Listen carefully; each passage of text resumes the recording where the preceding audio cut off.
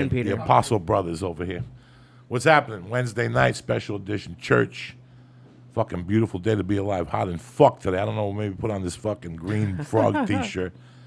Nah, MMA Junkie gave me this in Vegas. I never put it on. I thought it was going to be a little cooler. You have the AC on at your house? I'll Oh, do that like sometimes. a motherfucker. Oh, I yeah. had the AC blasting today.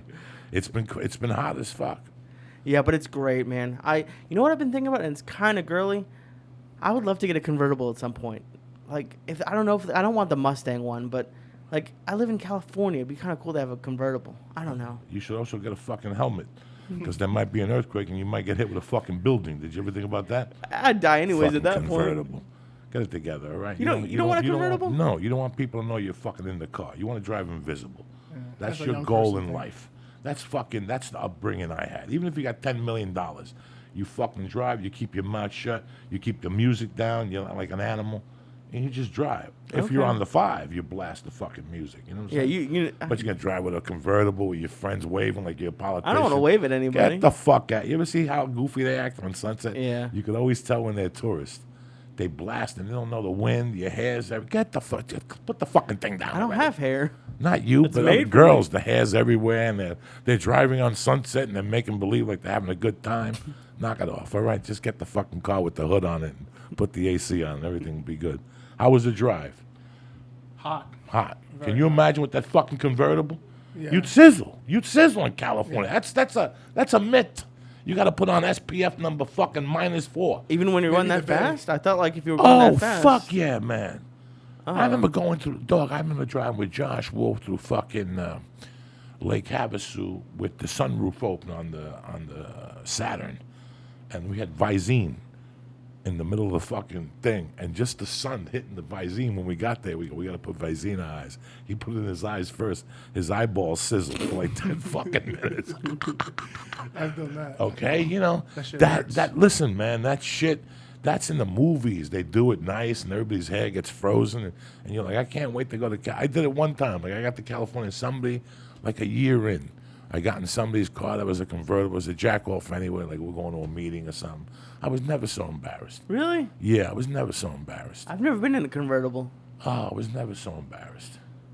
I don't like none of that shit. When I go to a restaurant, I want to sit in the back. I don't want to sit in the front and eat al fresco. Who the fuck eats al fresco with germs and dog hair and allergies in your fucking food? You know what I'm saying? The worst one of that. Have you seen Eat on Magnolia? That one. It's like right on that worst part of Magnolia. Yeah, yeah. One time I went in there. They have pretty good food, but they have outside dining like literally in the alleyway because they have no seating. And so at one time I was like, why am I sitting in the fucking alleyway like an animal? You went on Magnolia, that little strip of fucking Momoville That's there. the death over there. Death, You can't death. go over there. They got a place called Pie. Okay? Now, who the fuck don't eat pie? Who the fuck in America don't want a fucking piece of pie? All right? They've been there for 2 years since Mercy was a baby. We went to that Eat for fucking lunch. First of all, we went to that Eat, and I don't know what the fuck happened. Like, it just blew. We went there for then, breakfast. And then we walked over to get a piece of pie for my wife. She was pregnant. It was 20 fucking minutes. So I said, "What? How can you wait?" You know, They it was made like, it for you right there? No. They take the order. She gives the ticket to a chick, who takes it to another chick, who takes it to another chick, who cuts it, who then leaves it there for 5 minutes. Then a chick takes it to another chick. You know, it's many middlemen. drama. Yeah, it's fucking drama, dog. I don't want no fucking drama. Besides that, how was jiu-jitsu last night? You digging it? Oh my god. Zach asked me that, and I'm not having fun yet. Like it's not. I have fun talking with everybody. You were right about that. I'm like a lot of the guys are really cool, but Zach asked me. I'm like I'm not having fun, but I'm not. I'm still gonna come back because I got beat up last night. Just I don't know. It was just hard for me last night. That gi gets fucking heavy. In a year, you're going to sit there and guys are going to walk in like you and you're going to go, wow. The only thing that's different than me and that guy is I've been coming for a year. And your mind's going to blow. You're fucking going to be blown up. Yeah. Just keep going. I've always said this to people. And I was looking for something else. I'm not the type of guy that's going to join the Knights of Columbus.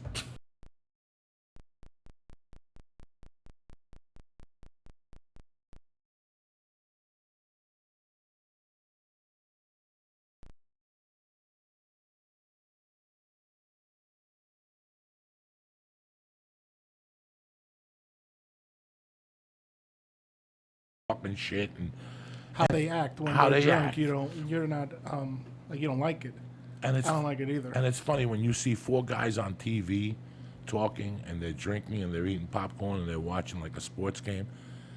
America has adopted that lingo. Sometimes you go to a home and there's 4 guys doing the same thing. It's so cliche. I always hated that shit. Like, it always drove me fucking crazy.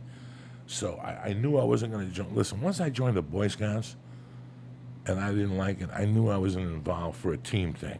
But I always liked going to martial arts. There was something about martial arts that the kids were cool. They got punched in the face, so everybody knew where they stood. That's basically what it is. Joe says it best about people that go to jiu-jitsu. Why they're so nice, because they know at any time you could kill them. I could choke you out or you could choke me out, I think that's the part I still haven't gotten over yet. Like, the dude who's been rolling with me 3 out of the 4 classes is a lot smaller than me. And, like, every time I grab him, I'm like, I'm not used to, like, hurting somebody. No, And it's like, no. they're like, pull your arms here. I'm like, I'm gonna hurt. Like, not even that I'm strong. It's just like, he's like 130. Right. So I'm like, oh my God. You're doing him a favor.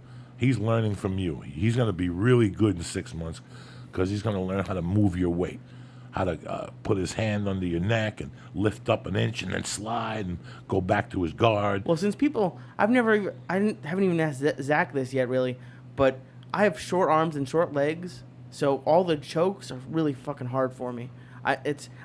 It's hard for me to get all that deep up and then keep my body where it's supposed to be. Like yesterday, we were doing this throw from the back where you had to like grab them around the waist and then twist and then pick him up and throw him over your leg. Right.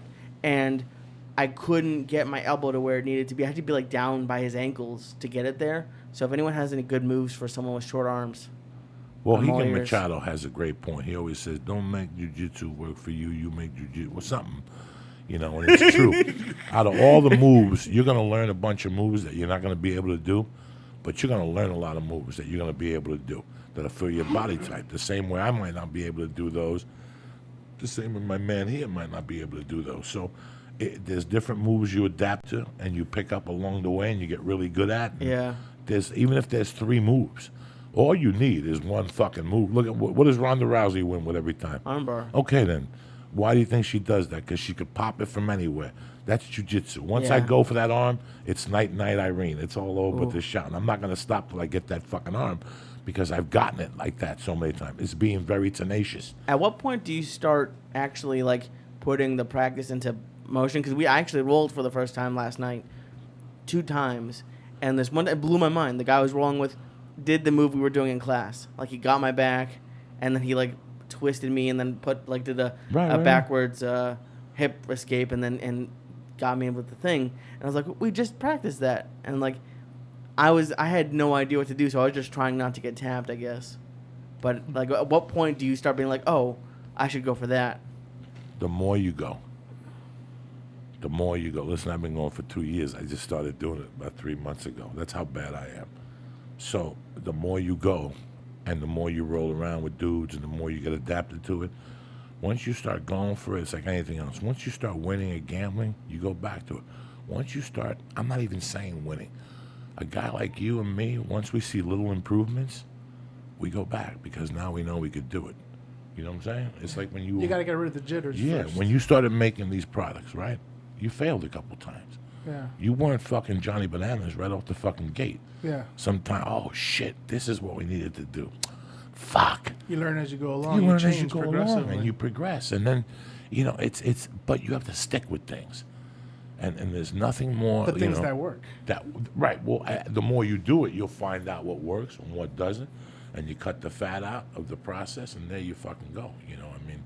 We've done that with podcasting. We go along and see what works. You put out a podcast on a Friday, it don't work. People don't download it. It's just very rough. You don't put it out on Friday then, yeah. You have to. Social media, you can't. There's just so many. Listen, and jiu-jitsu, what I like about jiu-jitsu is that once you get it, you realize it's steps. And it's the same steps every time. But there's so many fucking steps. Like, the elbow has to be here. It's right. fucking hard. It's steps. It's a rhythm. Ba, ba, ba, ba. And then you realize that everything you do in your life is kind of a fucking rhythm. When you walk, when you're on fire, when I'm doing comedy and I'm on fire, if you really listen to what I'm saying, you're not laughing at the words. It's that rhythm. We're in a rhythm. You're throwing and I'm going right back, and it's working. It's working. I know how to do it now. I'm timing your laugh, and you're timing my last word. Comedy is they think that, it's really fucking weird, but it's because I've done it so long. Well, you must have it happen where, like, I don't know how to describe it, but, like, in the anatomy of a joke or whatever, if you skip one part of it or you skip one laugh you do or whatever you do, it doesn't work. So it's like in jiu-jitsu, if I don't close my knees when I throw them down, they're not going to fall or whatever it is. Like, if you one little piece could derail your whole thing. I've said since I started doing jiu-jitsu, my comedy has improved. I've said this see how that works. and over and over again. I've said this. But who gives a fuck? What's up with you, Tarzan? Talk to me. I'm high as fuck. Me too. Me too. If I'm high as fuck, then he's high as fuck. I had an audition today. Guys, it was the weirdest audition I've had in 15 fucking years. When I moved here, I used to get weird auditions. Like, go to see this guy at 5:30. And you walk in, the guy would say, put your hands on the table. What? Put your hands on the table. And you put your hands on the table, and they take pictures of your hand. They go, thank you for coming down, and you leave. Put my mic on a little louder. I'm not hearing it. I would go in for auditions like that. Oh, Joey, they want to see you. All right, send the sides to Lee's house. There's no sides. What do you mean there's no fucking sides? Yeah, they want you to make up a character and go in there with the fucking character. And then it started getting around that people were doing that to write shows. Like, you come in with a character, they don't hire you. Then they keep the fucking character. Little things. I'm all right, Lee. We got a call coming in. Oh, shit. What's up? What's going on? Who's this? Sweetie. Coño con soturrio. Yeah, you were calling me, but I had my phone inside the house and I was outside. All right. What's happening, brother? That's weird that you called just now. Huh? I'm sitting here with your nephew. We were just starting the podcast and shit. Yeah, what's up? I told him you want to move What's to happening? California and be the CEO. What do you say? He said that he doesn't hire felons. No ex-felons. No ex-felons. So I can't be hired either. Coño, estamos sin trabajo entonces. Yeah, we're going to have to give him some work, dog. He wants to get out of Jersey. That's it. He wants to come out to the warm weather. He's getting old now and shit. Yeah, I got to help him get on his feet like the Sopranos. That's right. We got to get him on his feet. You got to give him an envelope and get him on his feet and shit. Look at him. What's going on, Papa? Nah, aquí. Everything good. What can I say? Everything's good.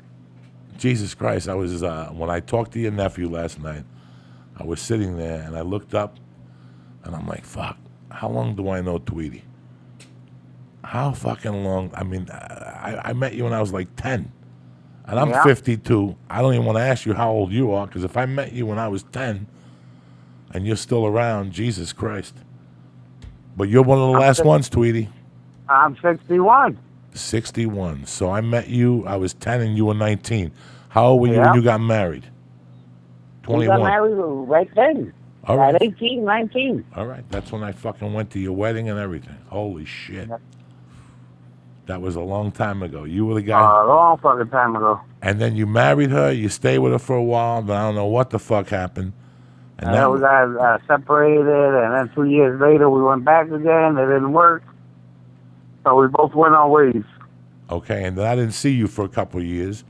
And then you popped into my life in the spring of 1983. And I started going down to visit you. You give me $20. You give me, you talk to me and shit. And I started talking to you about Colorado. And I said, I'm thinking of moving to a place called Aspen. What do you know about it? And you were like, Aspen? I lived there. I lived there, bitch. Yeah. I even know the name of the street, Maroon Creek Road. Maroon Creek Road, and the name of the business was Far East Treasures. There was one fucking carpet in the window. That's it. We lived the next house over, Jack Nicholson. The actor, he had a house next door to us. I remember I used to walk up there and walk around. I was trying to look for you. I would leave you messages on that number. Yeah. That was a long That was great over there. It was nice. That was beautiful. I was like living like white people up there. Why do they call you Tweety? Why do they call you Tweety? My big head. I'm Tweety Jr. I was always like Tweety Bird. I was always doing bad things like Tweety Bird and getting away with it. So after I went to Colorado, I didn't talk to you for a while, and I came back from Colorado, and I went looking for you. And what had happened? Well, I caught that case in the Bahamas in '87. I was gone until '89 over there. In the fucking Bahamas. Who gets arrested in the fucking Bahamas for drugs? Yeah, we got arrested. How is the jail in the Bahamas? It's like the Pirates days.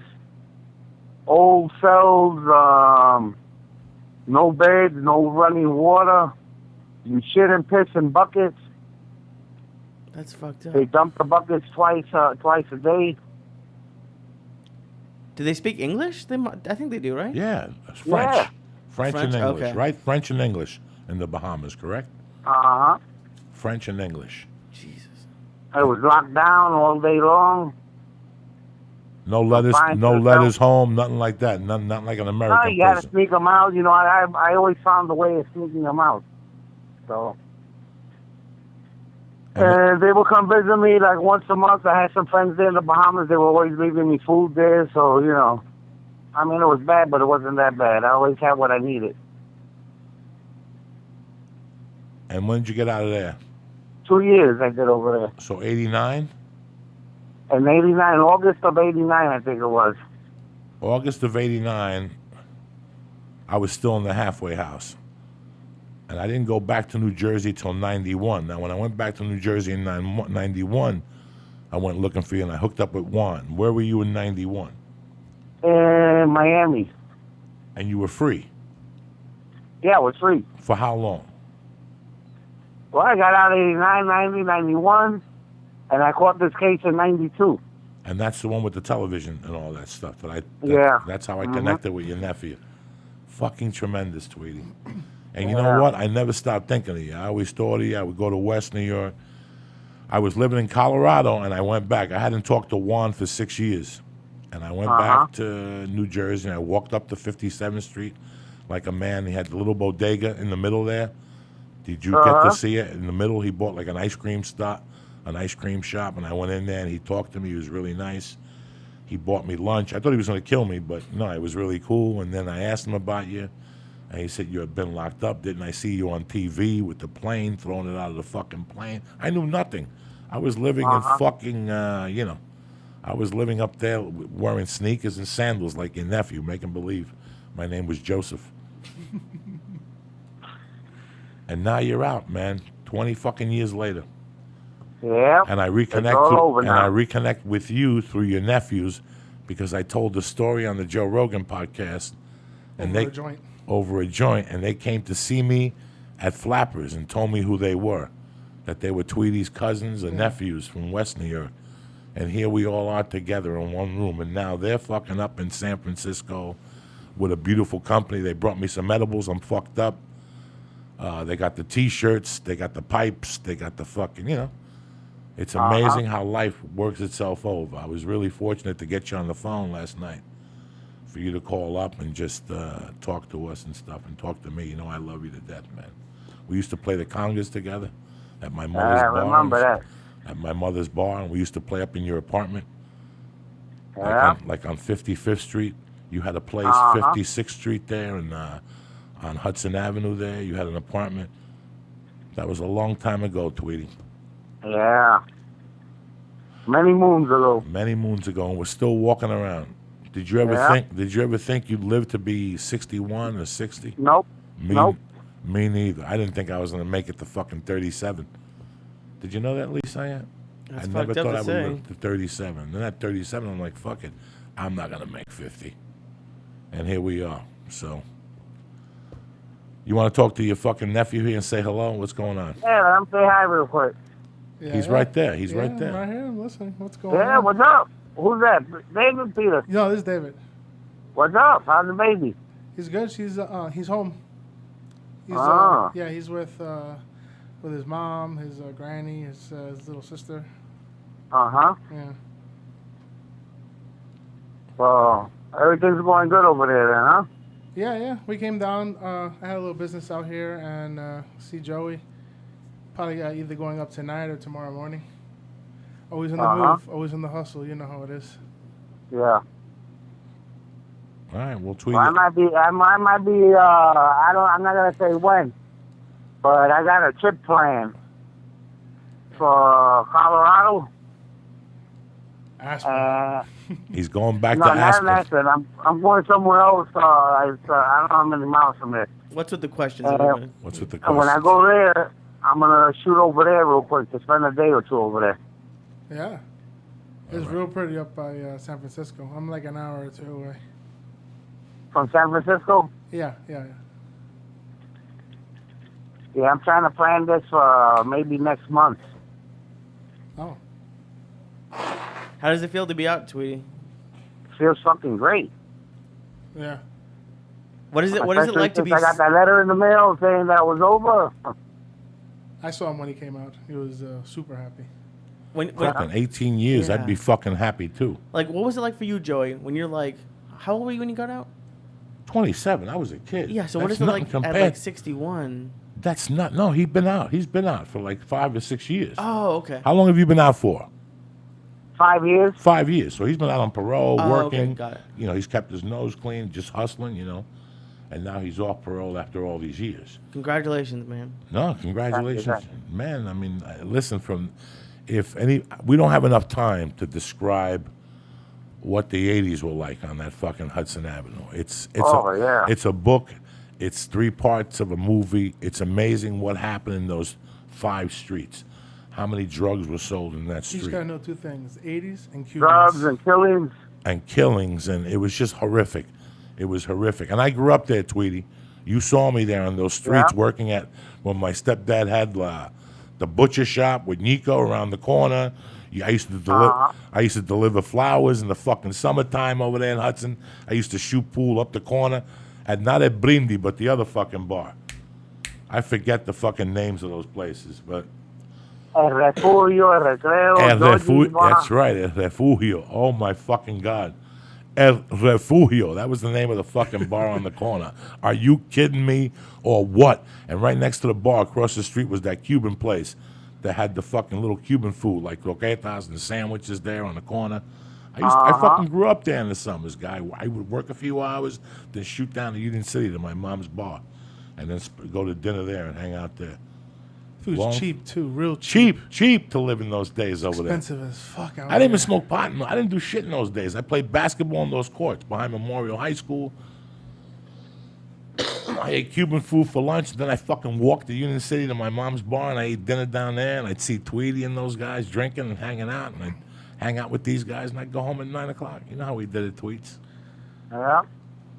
We used to play down there on 63rd and Boulevard East, right where the sewage plant is, and then every once in a while that shit would hit you. Oh, in and the you'd be summer. like, Una pesta mierda, coño su madre. All that shit, all that area all down by the river there, all that shit's changed. All houses now. It's for rich I remember I people. used to tell Nico, Lolly's dad, I said, one day this is going to be prime real estate. He says, nah, they never do that. They never do that. They cleaned that shit up so quick and made money off of that. They started with Edgewater. It looks beautiful Yeah. down there. It looks fucking beautiful. It's a complete different city down there. It's like a city under the fucking city. Uh-huh. Tweety, I love you. We're going to let you Yeah. go. I'm going to have you All call right. in when you could call in, and we could talk about the whole thing here. Uh-huh. Is Peter there? No, he's outside with Peter's the dog. walking the dog. Oh, he's walking. Well, tell him I said what's up and to call me one day. Yeah. I love And you, I'm going to Tweety. let you know when I plan, because we're planning, because I got a friend over there doing something, and he wants me to go check it out, you know? All right. Yeah. So I want to see when I could, what day I could, make that trip over there. Yeah. And Yeah. right over there, I'll drive right over there to you. Yeah, you have my number. Call me. Text me. Yeah, whatever. yeah, yeah. Keep in touch, all right? Yeah. All right, love you, kid. Love you guys. All right, Thank you. Joey, love you. Love you, Papa. Yeah. Be good. Bye-bye. Were you shaking the floor with your foot? Yeah, that was me. I'm Okay, I was sorry. having a panic attack. we're good. No, Those no. dabs You're high are as strong, fuck. dude. Let me tell you something. He's a good dude, Tweety. I grew up with that motherfucker at a time when it was a different fucking. And I remember going up to him one day. It was like fucking the weirdest thing. And I'm like, dog, I'm thinking of getting the fuck out of here. He's like, where you gonna go? I go, Aspen, Colorado. He goes, I got a house there. Me and some guys. He goes, you can't stay there, but you come visit us. So at least now I had security. I'm like, if something goes bad, I didn't see him but maybe one time. I went to the fucking business, and then he got busted. It was amazing. They were bringing up that much powder up there. So Fucking what crazy. was the story? I don't remember. I might be too high right now. His story was that I talked about him, that he was a guy that was, there was pictures one time when I went back in 91. I guess, I thought it was earlier when that went down, like in the mid-'80s when that went down, but it's different. I knew him for a short stint. I most of my life he was gone. He was gone. Yeah. I knew him, like I said, I was really young. And he, hung out at my mom's bar. I knew him. He was a knock-around guy, and he did this and that. But I didn't know he was involved at that level. Do you know what I'm saying? I didn't know it was at fucking planes and cargoes and shit like that, and people. And If you're hungry enough, you keep on climbing and climbing. And yeah, climbing. that was, that was, when I saw him was 83. And I would see Spanish people in Aspen, and I would scratch my head. Spanish people don't even ski. And they'd be walking around like, not even with skis on. I knew they were up there. And in those days when you saw people who moved coke, in those days they check into 3 hotel rooms, The 2 couples and the grandma with the kids. The grandma had the coke in her room. Okay, and she didn't leave the room. She ordered room service. That bitch didn't even go to the pool. And when you went to meet them, they got another room on the 3rd or 4th floor, because all their rooms were separate. They weren't connected. It's the weirdest thing, and they were checking at all different times. I would buy coke in those days, and the guy would say, I knew people in those days that would go, just go to this hotel. These guys are in from Miami. They got whatever you want over there. And you go to the one room, and they talk to you, and they take the money there, and then the guy would fucking pick up a phone and call another room, and then some guy would bring it to another room, and then they'd give you your fucking coke. All day long. All day long. When you're selling like a good amount of any sort of drug, how much money are you just making? Like boatloads of money. It's just like paying for 4 hotel rooms. Okay, listen. Even at lower levels, you can make money. I know a guy right now that I've known him since '99. Let's per se. Okay. It's 2015. I gotta say he probably makes $100,000-$200,000 a year. Jesus. And he's as low level as they come. And he's probably keeping it real safe. And he keeps at it that- real simple and safe. Real simple and safe. My allergies are acting up today, people. I'm sorry. It's just been dry here and the heat. You buy something for 10, you sell it for 15. But you sell that Over and over again. 1,000 times in a day. Yeah. So you bring in a certain amount. Like, let's say 87, when I got caught up with it, I would pay $9,000 for 11 ounces. So do the math. What's fucking 9,000 divided by 11, right? Right? Was that what I said? Yeah. 11 ounces? Oh, go ahead. Do the fucking math. I'm too high to figure this shit out. Okay. Let's see. 9,000 divided by 11 ounces. So it's about $800. $818. Okay, so I would sell those ounces after I cut them for $1,800. So on each ounce, that way, and it was very simple. I had 2 or 3 people that I would dump that on, and I would make whatever the math is. So you made $1,000 profit. On So you made each ounce. 11 grand. Plus he was cutting it, so he Plus, was I was increasing cutting his it. total So I was weight. increasing my total weight, and I was taking some out for myself. So how much would you sell out of the 11? I would throw 2 on 9 and sell it for whatever, make 10, 11,000, and then I would take 1 and do 1 and sell the other 1 in grams and fucking 8 balls and shit like that to people I knew. And I'd cut that a little bit. Who are you cutting it with? Inositol, baby. Do you ever watch The Wire? Yeah, but You like it? That's Or a great show. I just started watching it. Yeah, you should watch that. That's a great show. When I started, it was inositol. I knew people who cut it with baby laxative, but not really, because you always told it was in there. As soon as I did your coke and I had to go to the bathroom, I knew. But that shit always makes you go to the bathroom. Yeah. Cocaine that's what they say. Cubans do it because it's good for the digestions. When I was a kid, I'd be at a party and Cubans would take it out and do a couple after dinner. You want a bump for the digestion? What are you talking about? With coffee. You know what that makes you do? Run to the fucking bathroom. There's no digestion. I would think about coke and I'd have to take a shit. Like if the guy would call me and say, "Where you at, Joey? I'm in the office." "All right, I'm on Lancashire and Flamingo Street, 2 minutes away. Come downstairs with $100. on the way down the stairs, the shit would be coming out of my ass. I'd pop that first shit fart that's right in your asshole. That's a good one. Ooh, it's thick. And then you have to like move your legs, like I'm shaking them now, and then you have to walk down slowly. And by the time you get outside, he puts it in your hand, he's talking to you. He's talking to you, but my addiction was so bad at the end that after you put that Coke in my hand, it was like Charlie Brown.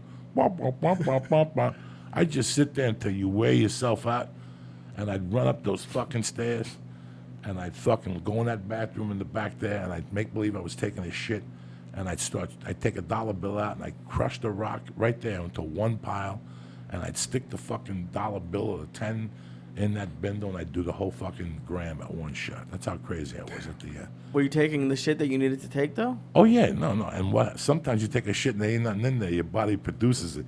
So if you eat a cookie, it processes it like in 8 minutes. It was horrible. It was a horrible way to fucking live, man. It's crazy. Like, and like Chris was there, what it was going through it on The Sopranos. I'm really happy that, like, it's fucked up that my thing was food and I gained all that weight, but thank God I was never doing anything, like, hard. But you're not a food addict. You like to eat. You like to eat. It's not I'm like not saying, you're no, hiding fucking it's candy not on the same level, bars and, but you know, it's people define addiction through different things. Yeah. You know what? I'm not addicted to food. I like to fucking eat. All right? If I was addicted to food, I'd eat fucking the same shit over and over again. Wouldn't you think? I don't know how it works. No? How does it work? I don't fucking know. Some people either. are overeaters. Yeah, I addicted was to that. overeating. Yeah, you smoke 10 of those bong hits and eat one of these edibles, you're going to fucking overeat naturally. It's not like I'll sit there. We've had discussions about this shit, about binge eating at night and whatever.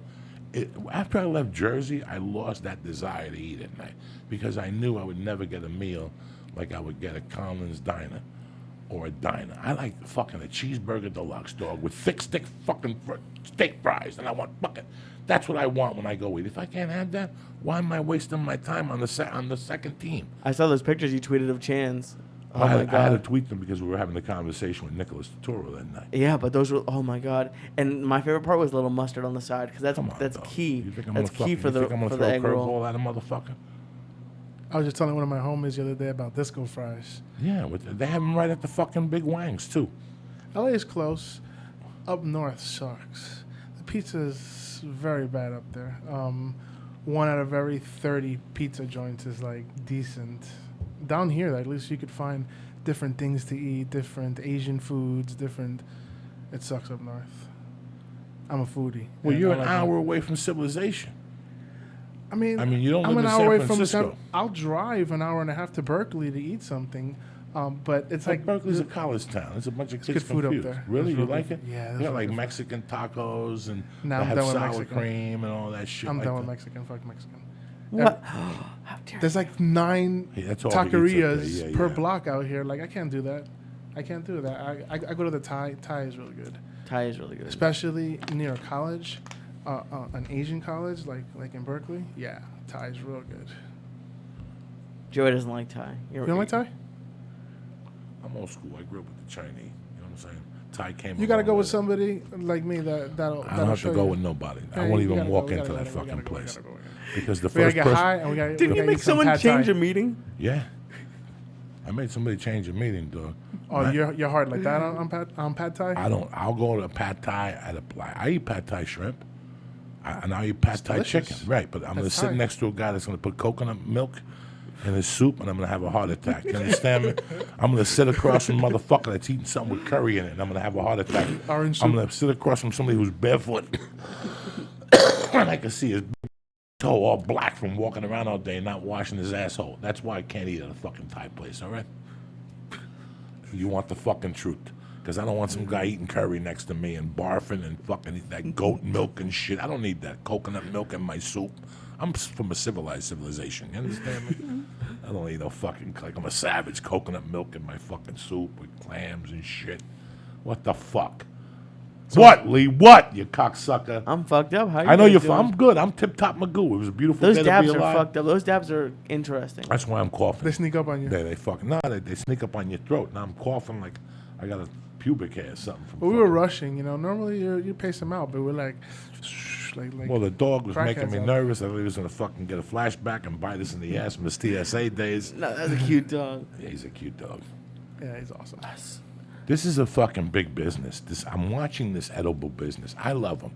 You know, I'm off the weed pretty soon. I'm going to do the morning joint with an edible.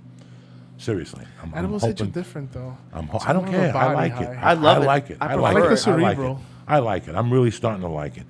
You know what I did for a week? I stopped eating edibles, and I noticed I was getting higher from the weed. When did you stop eating edibles? A couple of weeks ago. You didn't notice nothing. See, because that Wednesday I only ate one star, which is nothing to me. Oh, okay. You know what I'm saying? I eat a star. It's like, ugh, give me a break. It's like eating a fucking jellyfish. One of those red fucking jelly stars, whatever the fuck it is. Swedish fish? Yeah, Swedish fish. Same thing. But I stopped and I was getting higher when I smoked. But you know what? I like going to jiu-jitsu, and I like that my lungs are expanding, and I'm lasting 8 minutes now instead of 1 minute. So you know what? I'm 50. I've been smoking for 30 fucking years. I want to give it a breather.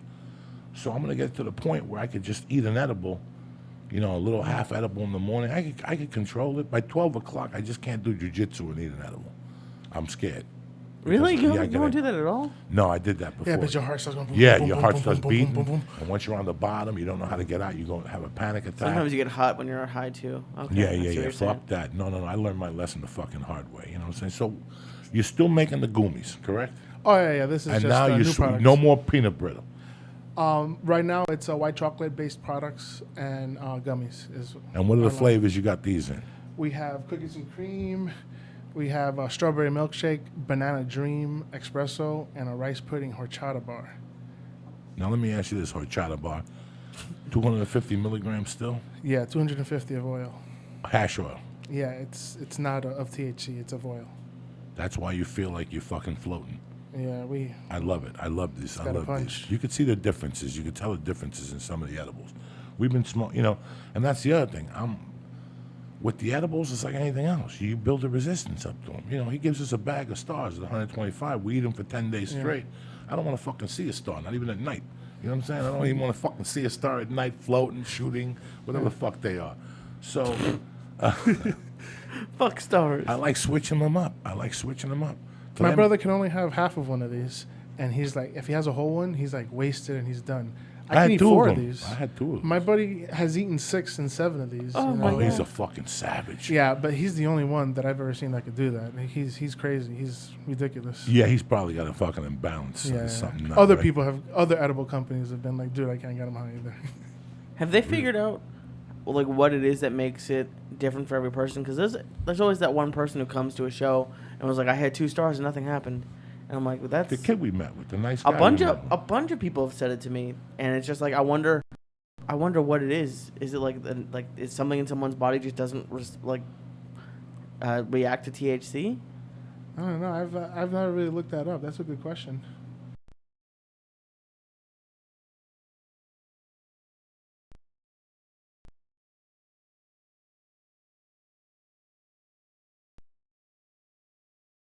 How it works. I wish I had the answers. I thought it was a bigger person.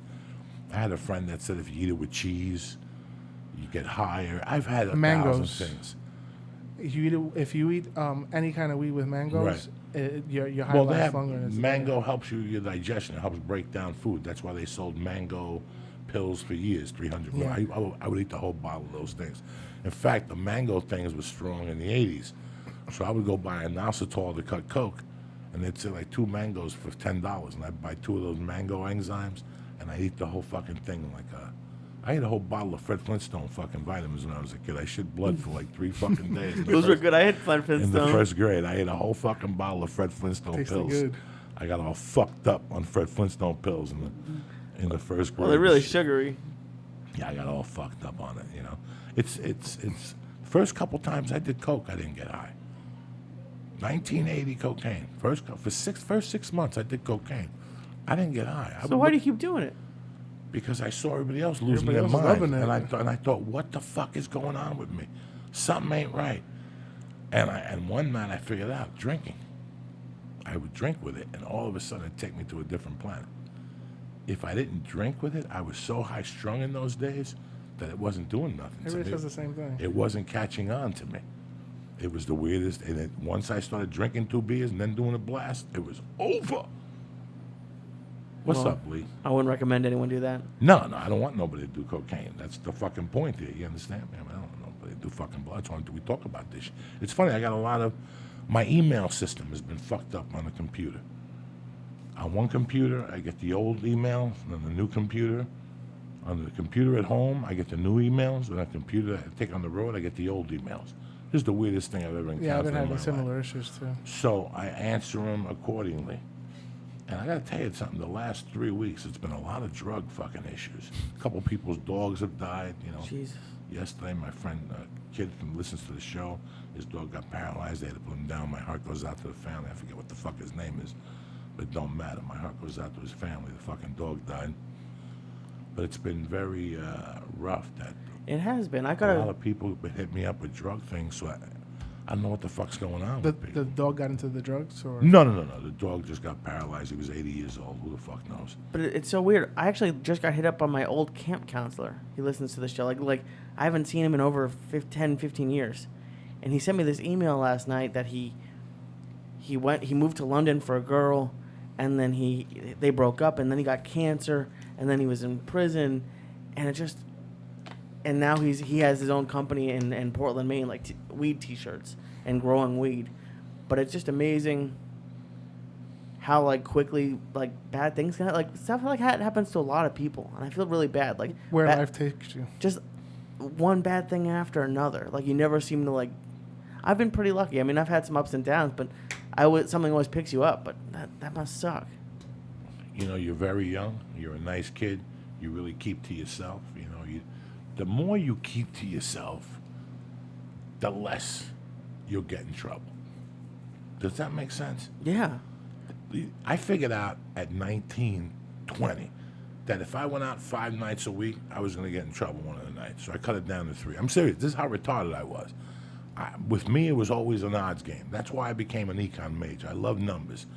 I love seeing what happened at this time last year and seeing what's going on at this time this year. I love all that shit. I've always loved. Don't I always call you and ask you how the numbers are you selling? Holidays and everything. I love all that shit.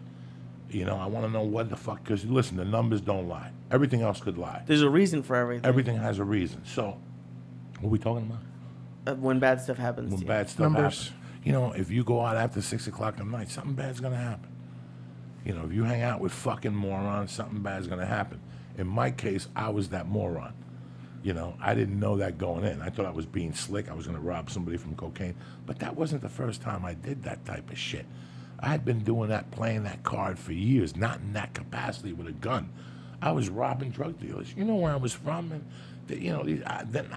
from where I grew up and then where I went to, I would see holes in their game. Pick a niche. Drug dealers outside of where I grew up left holes in your game. When you're a career creep like me in those days at 19, that I'm looking for a kilo of coke, I'm going to get it from you. I'm going to watch you till I get it. So you can't leave no holes. What's a hole? The guy that goes out to the clubs. The guy that, there's just little holes. Little things that guys do. Like a raptor. That a guy like me sees and attacks that fucking hole. That's all it is. So how long, like, could you be, like, looking at somebody for, like, 6 months just to see what they do? Or, like, how long would it take? What's the prize, Let's pretend, all right. I'm going to tell you a story. I'm not going to say no names. It happened in Colorado. Okay.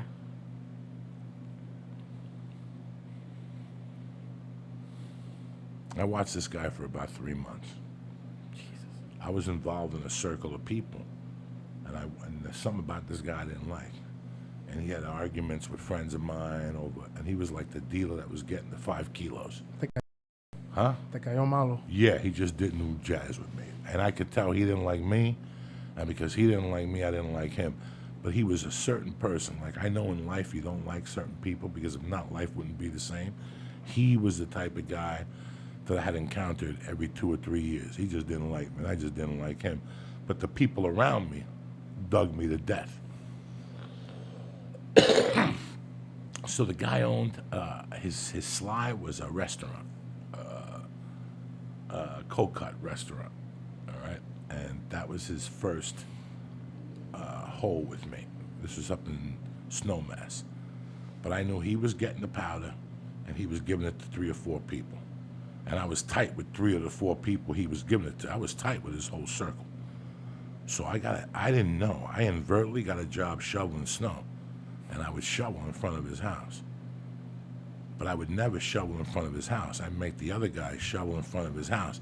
I'd shovel 4 buildings down, but I'd watch his door, and I got his fucking programming down. And most of the days, he went skiing. Once you go skiing, I got you. For at least an hour. I got you. Yeah, no way That down. gives me, even because it would take me 15 minutes. All the apartment buildings were the same. I knew each room. I knew each nook and cranny. You know, if I would go out at night and I'd see him at a bar and he didn't see me, I'd shoot down to his house and see if his roommate was home. And then my buddy made the keys for all the apartments. So it took me 3 months. In the 3 months, I was picking off other people. You follow me? I was saving this guy for a fucking rainy day. And I was going to hit him just for personal reasons. And you know what? I knew. This is how crazy I was at 19. I knew that even if he knew I'd hit him, there wasn't shit he was going to do to me. There wasn't shit he was going to do to me. I knew he was going to come up to me and put the finger on me, but there wasn't shit he was going to do to me. That's how crazy I was. After my mother died 4 years in, let's see how fucking crazy you are. And at the time, I wasn't messing around with weapons, but I had one. I was just a yahoo. You know, I was like that black guy that comes at you with the gun twisted and shit. I had no idea about shooting, nothing. But I knew I didn't like this guy. So because I didn't like him, this had become personal. So the first time I hit him a couple times. I hit this motherfucker a couple times. That was my signature. Just wasn't enough. Once wasn't enough. Now, do you ever like? But another thing I was doing, since it was a small community, I wasn't hitting them for everything. I was leaving. Oh, dog. You're juicing them? Oh, I'm a dog. He's like, I'm a professional torturer. So I would come to your house, and instead of clipping 50 of these bars, I clipped 20 of them. Now it caused controversy with you, your brother, your grandmother. Somebody took these 20 fucking Who bars. comes in and just steals 20, you know? And I would listen to the street. I would listen to the bars to see what people were saying. There was a lot of times I would rob a guy. He had too much pride to go out and say somebody robbed him. When you rob a drug dealer and they think they're cool, but they ain't shit, they're just a college kid that their dad lent them $5,000 because they were going to start a skateboard company, but they get into the powder business, those were the pigeons I was looking for in those days. Those were the pigeons I was looking for in those days. You follow me? So I would clip those guys. Now, I wouldn't clean you out. I wouldn't clean you out unless I didn't like you. Okay, so the first time I hit that fucking jerk-off was Labor Day weekend. His guard was down. When you sell coke, you got to have somebody at your house at all times. If I see that you got drunk and got high, you were going down. Your game had to be super tight in my fucking world. Because if you were out getting coked up or whatever, and me and my buddies in those days got a hold of you, I mean, when I lived in Colorado, like I hung out with guys in Jersey that were kind of crazy. But when I moved to Colorado, I picked up like 2 or 3 friends in Snowmass that were fucking crazy. One of them being this dude from Ohio that was out of his mind. He grew up in Fayetteville, North Carolina. And he grew up the son of a fucking Marine. Like, that's where they trained down there and shit. So he was crazy. Diaz, I'll kill him, motherfucker. You know me, Diaz. I almost killed my stepdad when I was fucking 18. I seen him smacking my mama. I mean, this dude was crazy. So I had him in Colorado. I had some crazy guys in Jersey. But I was out of my mind because of the pain in my heart and the anger I had at the world. Not because I was a tough guy. That was what I put on you. I wanted to put on you what I was feeling inside.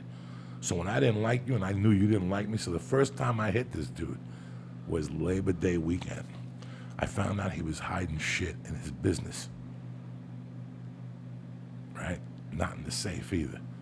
Because he was paranoid that if the cops would come, he'd have cash in there. And I heard this at a party from 2 girls that were talking amongst themselves. I was sitting there, I just heard the jackpot. You know me, I got Jew ears. I got those Auschwitz ears. I'll hear shit going down fucking 2 miles down if they're getting the matches ready. I fucking know. I got That's the new shirt. What's that? Auschwitz ears? Yeah. Shit, yeah. Or a hat. And I'm listening to her say that he usually puts it in his office. That's it. That's it. That was it. So I went there Labor Day. I went in there to get a sandwich, and they said that, oh, he's in Glenwood Springs doing something, but bam. These fucking people couldn't deal with my savviness. So the first thing, he used to have a back door in the back where people went outside and I took a razor blade. I buffed the sides in and I put it in a hole where the door locks. That was number one, okay? That was tick number one. I did that about 3:30. They opened till 5. And then at 5 to 5, I went in there, made believe something was lost. And there was still a bunch of people in there, so she didn't see me, and I left the back door open. She had closed it already, and I just twisted it and walked out, so the back door was open, plus I had the double on it. So either the door lock didn't come in all the way, and I could jimmy it. They had no security. These people were fucking, they trusted everybody. It was like nice white people. Oh, yeah. You know, if the door's open, lock it. Not in my fucking world. Your door's open, I'm taking something. And I went up there like 10 o'clock at night. People were at bars. I could hear the people partying at the bars. Perfect. I went to the bars and let people see me. Hey, what's up? Let me get a Coke with fucking lemon in it. What are you drinking? Rum and Coke. They don't fucking know nothing. They think I'm partying. Right within the thing would start, I'd shoot over there. Boom, kick the door down. I went in the back office. He had fucking 8 ounces of blow.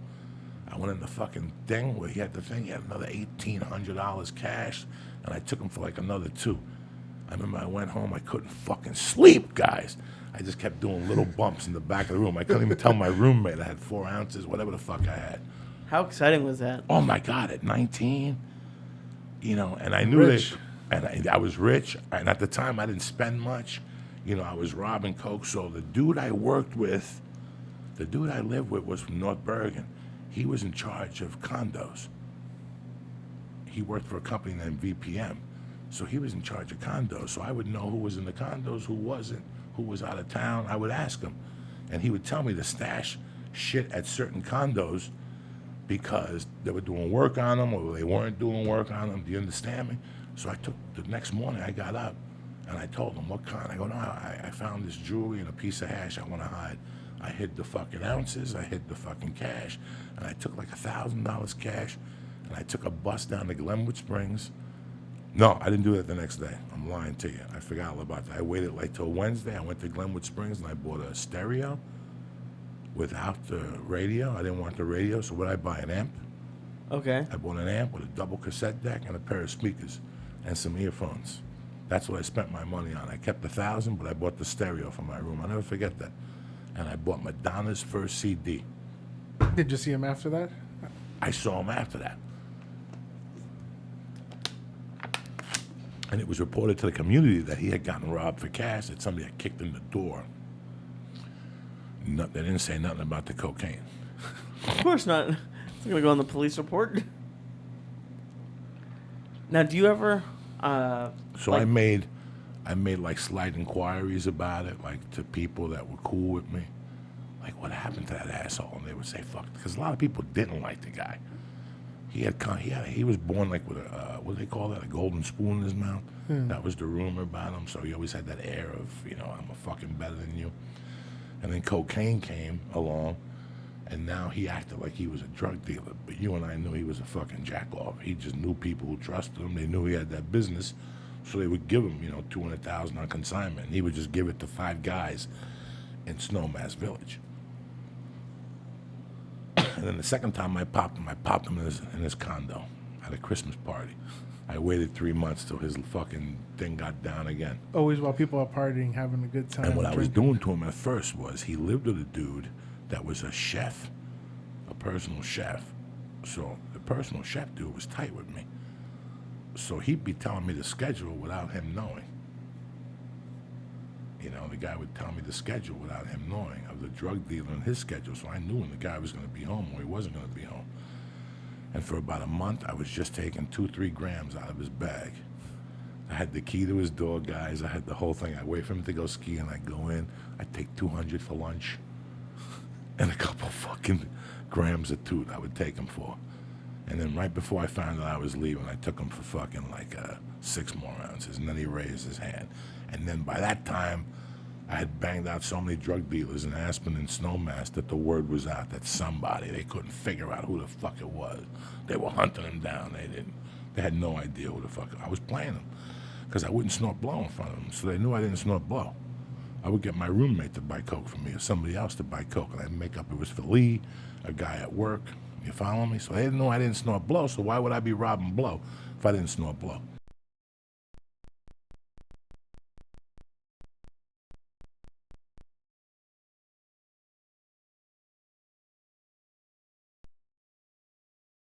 They put everything on me, and everybody figured it out. But by the time they put it all together, I left town, and I came back 2 years later, and it was forgotten. They had gotten so drunk for those 2 years, they had forgotten I was there again. See, that dab fucks up my throat. You understand me? I feel you don't. Do you ever, like, notice now, like, if someone's creeping around your neighborhood? Are you more wary of that? Yeah, because I know the footage. I know how you walk. I know the desperation in your walk. I know your eyes. You know, I know how you. I shouldn't see you go up and down the block twice. Right there, bam, a car. I know all the fucking movements because I was doing those movements. You know. Have you ever pulled anyone aside and be like, "Hey, man, don't do that around here"? No, I'll just stand different. I'll let them know that I know without saying nothing. Oh fuck! How do you stand? You sit down and you sit out there with a chair and you smoke a joint outside or something. Very nonchalant. They know, but you know when somebody's watching you. When I would be in a neighborhood creeping or in an apartment building or in a house, as soon as I saw somebody, the deal was off. But I always had an excuse to be there. You understand me? You always have an excuse to be there. Why are you in this hallway? Fucking David lives 2 doors down. Oh, okay. Oh, no, because somebody's been robbing an apartment. Really? That's fucking crazy, man. Have a good night. You have to have a reason to be back there. You just can't say, I'm looking for my friend's apartment. Dead. You know, you have to have, why are you in this neighborhood? Why are you on this block? Why are you behind this house? You know, with binoculars on and a fucking tub of Vaseline, you know. Because I'm looking for fucking birds at night. That's why, cocksucker. Bird watching.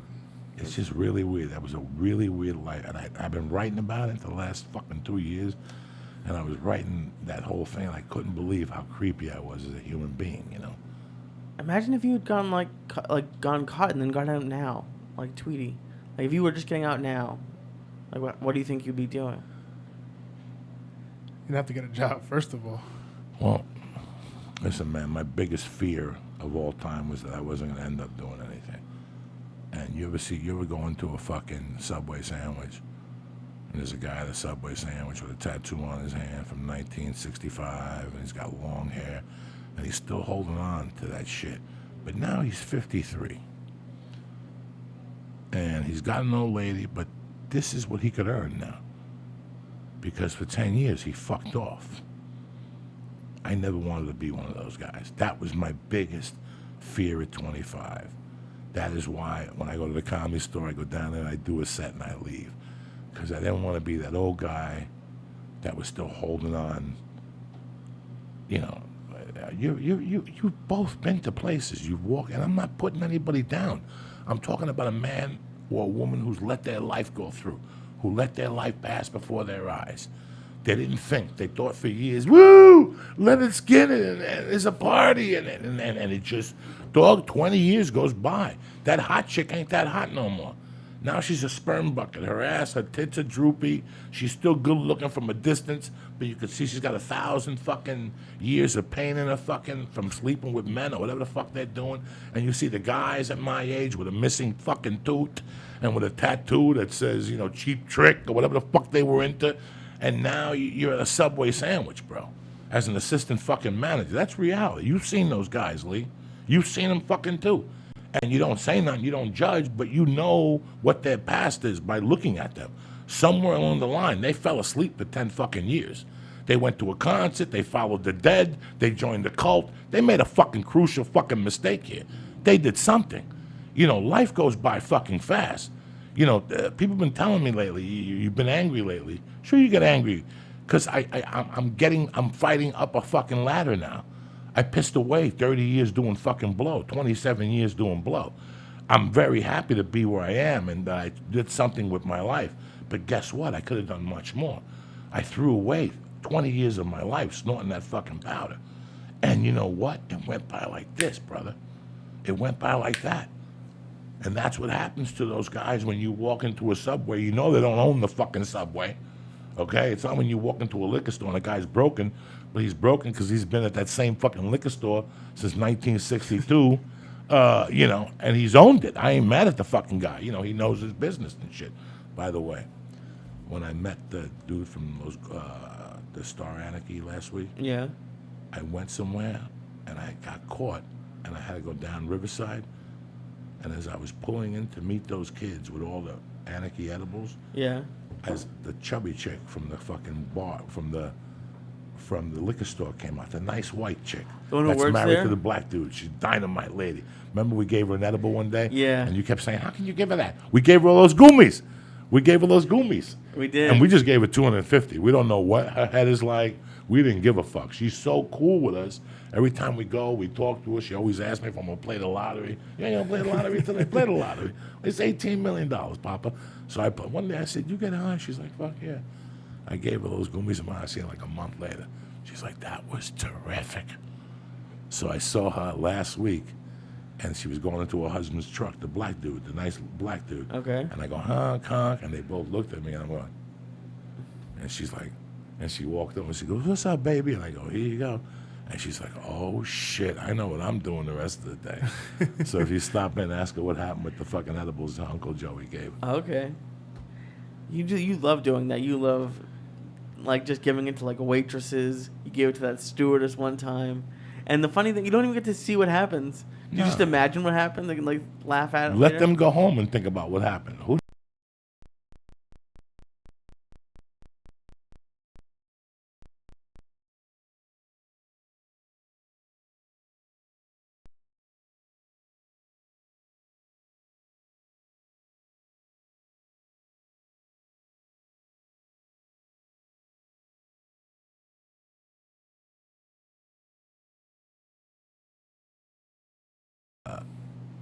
I thought I had more money.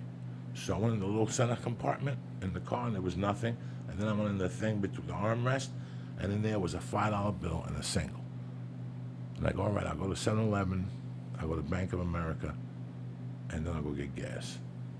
And as I went to Bank of America, I see a dude walking down the street with no t-shirt on, bleeding from his back, with shorts on, dirty, homeless. You know, I don't know what he was. And something, it was 10 o'clock, and it was 11:30 at fucking night. And I went to the Bank of America, and I said, you know what, I'm not even going to take the money out. I'm going to catch him. I thought I would catch him, but you know where you slide out? He was going to walk. And I had those 2 T-shirts in the car. And the band guy sent me. I had 2 T-shirts in the car, and I had the $6. And as I pulled out of the bank, I couldn't find him. He fucking disappeared. And all of a sudden I look, and he's sleeping by a little... By the Bank of America, they have those little benches. Yeah. Now I know for a fact if I give him the fin, nobody's gonna let him into this business. You know what I'm saying? Like you need a T-shirt to go into a business. Yeah. So I said I'll give him a T-shirt. And I'll give him $5. It's 11:30 at fucking night. So I make a left, which was legal. Everything was legal. And I go, yo, come here. I got something for you. And he runs over. He cleans himself off. He looks like a fucking POW. He's like, what's up, man? He goes, you're not gonna shoot me, are you? I go, no, I'm not gonna fucking shoot you. Here. Here's a T-shirt. I put the $5. I didn't say there was $5. I go, here's the T-shirt. He goes, thanks, man. Now I get up to Sun Valley. This is really cool of you, man. And he looked at me and goes, why'd you do it? And I go, I just did it, man. I don't know. Don't ask fucking questions. He goes, thank you very much. I gotta go. I gotta get to Sun Valley. He walks away and he looks at me and goes, hey, can I give you some advice? What? He goes, don't believe a word Tipper says. And he just walked away. Tipper Gore. What are you fucking talking about at 11:30 at night? And as he went to walk away, a cop went to make a right and almost hit him. And the cop's like, beep, beep, and he puts the fucking lights on. I'm like, oh, here we go. And the guy gets out, and then they leave the car in the middle of the street. So I'm stuck, and he goes, you, turn the ignition off. What's going on here? Is this a drug deal? Yeah, I'm buying fucking drugs from Harpo Dirt over here. You know, what's he selling me? Crack rolled in fucking dog shit? Look at his fingers. I won't even want to fucking, you know. I go, no, man. I was pulling. The guy had no shirt on. I wanted to give him a couple bucks. I come over here and take a deposit out.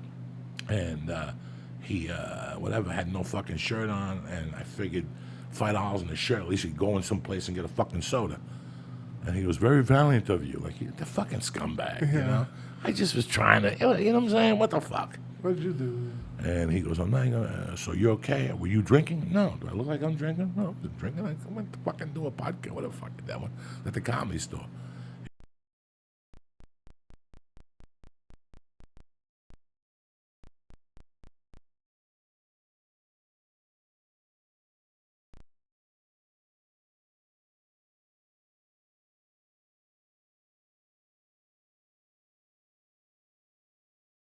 Hash joint, a joint with hash in it that they gave me at the weed store. It wasn't bad, but it's not that other shit.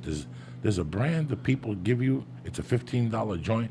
It's got like bazooka milk in it, hash, keef, lightning, strike. It got dabs in it. This shit. Me and Lee smoked it At the store? at the store that night. We drove up the thing and we were like, this was fucked up. It came in a tube. Yeah, someone gave it to you at the At store. the that store. one night, yeah. And I went into a weed store next time. I go, do you guys have this? And we're like, we're not allowed to sell that. That's death. They're like, that got glass in it and fucking Topanga juice and all this shit. I'm like, good. That's what we need.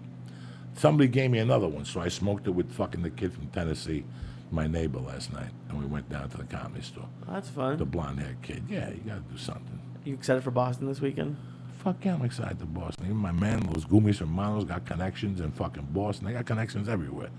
That's going to be fun. Let me talk to you about something. So he gets an email one day that you're switching from Los Gummies Hermanos to fucking Nailed It Life. I go to Los Gummies Hermanos, nothing comes up. Nailed It Life still comes up. So what are you doing to me here? No, they're both. Los Gummies Hermanos.com brings you to Nailed It Life contact form.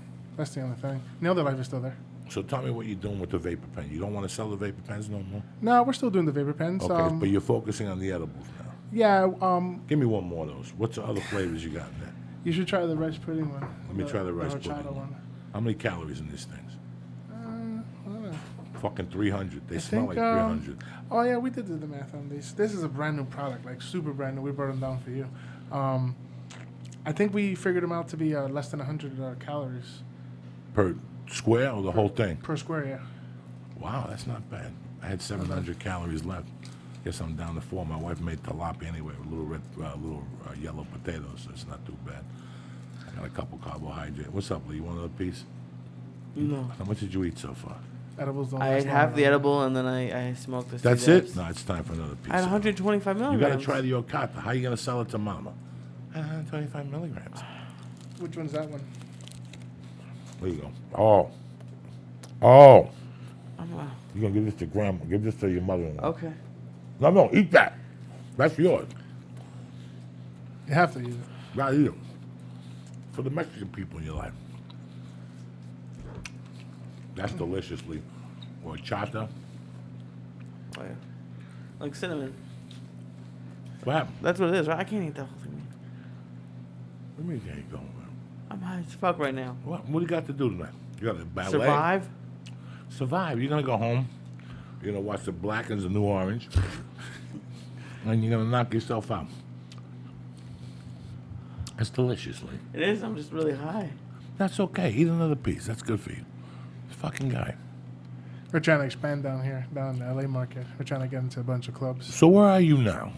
Right now, we're in Northern California. That's it. We're in a couple of spots in Oakland, but mostly patient to patient. We deal with people that just buy a bunch off of me. And it's a nice fucking thing because they're great. Let me get some more chata juice there. They're delicious. You know what the thing about edibles is? There's a lot of mouths to feed. You just put down like 6 of them right there, and you named like another 6 edibles that you had in the last week, and you like them all, and they're all delicious. There's a lot of mouths to feed. And these work. Jeez. Yeah, some of them don't work. Some of them don't work. Some of them do work. yeah. Remember the things the guy dropped off? Which ones? We got a lot of edibles here. Some guy dropped off some stuff. They were terrible. We ate I gave it to Lee. That's how I know. When I Like go, the Jolly Rancher ones? They were big lollipops, and I go, Lee, Oh, eat yeah. this. When Lee don't get high, Candy's rough. You can't over medicate candy because you got that in your mouth for like 15, 20 minutes, and you're sucking on that horrible tasting candy. Yeah, no. It needs to be like 2-3 bites max. It's got to be right down for it to be a strong candy. My favorites are the gummies. I love your Los Gummies Hermanos. And it's like, they're just like the perfect amount. And you can even just, Like, if someone's new, they could just bite the head off and be perfect. When I first bought my license, which had to be maybe 2005, 2006. Like a pot license, you mean? Yeah, that edible game was completely different. They were huge, Lee. Yeah. Lee, huge. You had to eat a fucking chocolate cake to get 100 milligrams. Jesus. Like And a there was whole- no standard for strength. There was either. no standard. It was 2 strength, horrible. 3 strength, 4 dose. And Ralphie May, I love him with all my heart. He would buy s'mores that were 200 milligrams. Like that was like the highest dose then, like 150, 125. There was no Chiba Chews. There was nothing. It was like you had to buy big things, like cinnamon muffins. We used to go to the place next to Duke's on Sunset Boulevard. You go to Duke's with us for breakfast next to the No. Whiskey A Go-Go? Yeah, I've seen it. That was the first weed store I ever walked into. They had the vending machines. Those black dudes didn't give a fuck whether you had a license or not. They had great shit in there. They really did. That was a great fucking medical marijuana. I had to go get my license. They let me in there twice. Like, Joe, you gotta go get your license. I knew them because they were bodyguards to somebody, like Eddie Griffin, and I knew them from coming into the Comedy Store, and they did security for this weed store, and they were like, "Dog, how you doing? Great to see you. You want to come in and check out the operation?" They were selling 8s in those days for $85 fucking dollars. Is that a lot or a little? That's a lot. That's a lot of dough, dog. There's places doing that nowadays, but Yeah, on Ventura Boulevard. Yeah. On Ventura Boulevard and Hollywood and Sunset, you still got places selling your weed for $85, $90. in a can. How much is it supposed to be? Down the corner, $35. Oh, fuck the. I get an eighth down the corner of some fucking killer weed for $45 fucking dollars. They're tremendous. Yeah, why pay tremendous. double? That's I was crazy. spending 100. I was spending 60 a day in Hollywood, and I spend 20 a day in the Valley, if that. Because I'll buy one of those 8s for fucking $35, $40, and I'll smoke those things. And I have high tolerance, so the weed's delicious. The Ferrari, the fucking Hollywood OG, that shit's fucking delicious. His tolerance has gone up though, but It this has. is different. See, right now his eyes would be bumming out of his head. They're He's almost there. spinning. He's not doing that. This is the oil. This is I'm right different on the you. edge right now. What I could see is that your eyeball, your skin is red. Yeah. But your eyeballs aren't popping out of your head. You don't look all Chinese out and shit. Yes, I do. Look at those eyes. No, you look healthy. You look good, cocksucker. But as your tolerance goes up, you enjoy it more. You used to panic. You don't panic as much. I It looks didn't, like you're I didn't enjoying it. panic before, He but was panicking. No, it's just a lot of. He'd go fucking- into it panicking, so he would still panic. He would continue the panic. Yeah, later. oh, this is going to happen to me. I'm going to get raped. The girl, this is not, and then He's now gonna he get just raped, says, get fuck raped, it. get raped. Now he just says, fuck it. What do I give a fuck? Yeah, Who's you get raped, watching? you get raped. Fuck. And that's what it is, People, so I still know, bump into people that are like, last time I had a pot cookie, I had a bad trip. What are you talking about? What trip did you fucking take? It was a bad trip. What fucking trip? What trip did you take? What acid did you do? You didn't take no bad trip. You know what happened? You fucking went over your head and you didn't prepare yourself, or you went into it scared, and the thought process, that's why I don't like the edibles with jiu-jitsu, because once my heart triggers and you start going, it becomes something else. It's not just Lee and Joey out of air. It's, I'm having a fucking heart attack. Feels like having asthma. attack Yeah, or something. your mind plays tricks on you. And that happens when you're sober. So when you're fucking high, I can only imagine. It happens sometimes when you're, it happens to you when you're sober, Fuck yeah! In jiu-jitsu so far, sometimes I'll be like, and you think you're like, oh shit, this is terrible. The heat. Yeah. So I can't even imagine being high. What do these go for? These go in the club for like $15, $20. $15, $20. Depends on the club. 250 milligram. They taste delicious. Under 100 calories. Sugar. Yeah. So you have sugar in them. Yeah. Okay. So you can't give them to diabetics, people. A Yeah, we're working eats on like gluten free, and we're working on different things. We've got things. requests. That's the thing. Listen, man. I knew a diabetic dude that him and his wife would buy a loaf of the banana bread every week, and they would eat the banana bread and do yoga. They would have a yoga lady come to their house, and they would do yoga. Then when she leave, they probably fucked that little yoga pussy. Who knew what the fuck they did? They were an older couple. They had no kids. He was telling me. I met him at the weed store. He would go in there and buy a fucking loaf once a week. So edibles, that's what I'm saying to you. Edibles are a different world. Yeah. Joe I Rogan. prefer them, if to you be email honest. Joe Rogan, he'll tell you what happens when they hit the liver and the kidney. I don't know nothing. I know you eat this, and 25 minutes later, you're thinking of cheeseburgers and shit subconsciously. That's all I fucking know. I don't know what happens, how the system breaks down in your body. I really don't. I'm an ignorant fuck when it comes to that. I prefer it as like a novice weed smoker. Like I feel like the high is better. You don't It's smoke more that full much body. weed. Yeah, though. but, I mean, but if when I see do, you more, 7 out of 10 times I see you, we eat an edible. Hell yeah. I know. Like tonight we smoked, but that's very rare. We never smoke together. We smoke like a joint almost every podcast. The first time, the first 2 years, we did over at your apartment. No, even well, not every time here, but No, we don't smoke every time here. I don't. We smoke every 3 times. okay. Yeah, One you're out of right. 3 times I come, I bring weed for us. I'll say, Lee, smoke this. What do you think of this? But I feel like smoking only affects my head, and like the edibles, I'm like my entire body's fucked up. Yeah, but it affects your stomach. You like me, when you go home, you can't stop fucking eating those rice. You still eating those rice cakes? Hell yeah. But When was the no, last time you ate a rice cake? I've been out of them. I know exactly when. It was last Monday, and I ate an entire dude. I ate an entire pack of caramel rice cakes after the podcast. That's 600 You calories. say I gotta live with. So what are you trying to do, brother? I mean, you've been doing this now for 3-4 years, so you're succeeding. You're making a living. Yeah, You and your brother are making, chirping away, which I love. I've been helping you as much as I can, with the webpage and the vapor pens. You got great products. We're just expanding. You got to go nationwide. Fuck it. We had 5-6 really good distributors, and now we're just going to become our own distributor. We're going to go up and down the state, California. And that's it. Yeah. Now, what about these other legals? Is it these other states? Is it legal to have these? In other states, they have their own separate laws, but going from one state to the next is not legal. So we don't ship. A lot of people email me all the time about shipping. We definitely do not So, ship. can you sell these in Colorado? If I lived in Colorado and I made it in Colorado and I had license, because they have their own regulations out there within their own state, then yeah, I could sell it. If I had my own club and I made my own edibles in house, they have their own separate set of rules out there. How hard is it for someone just getting into the business to navigate all the regulations and what forms you need and certifications?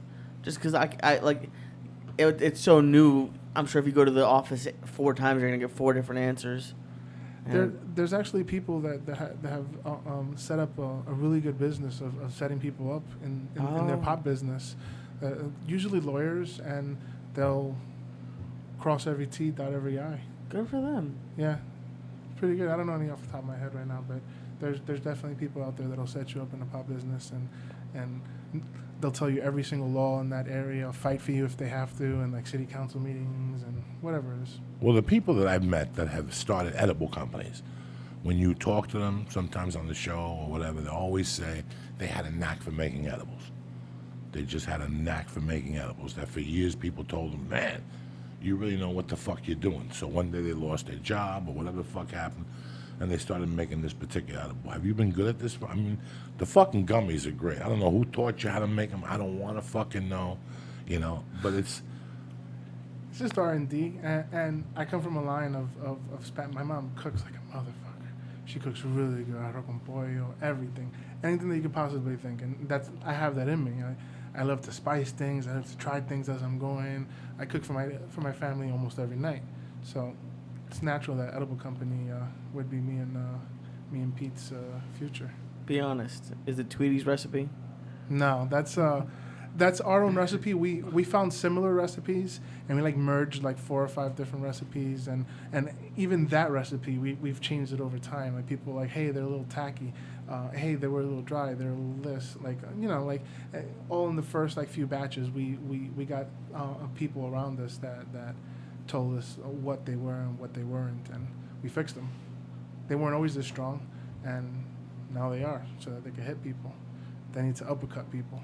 there's a thing called the jiu-jitsu lifestyle where people eat acai bowls and, they get fucking whatever the fuck they do.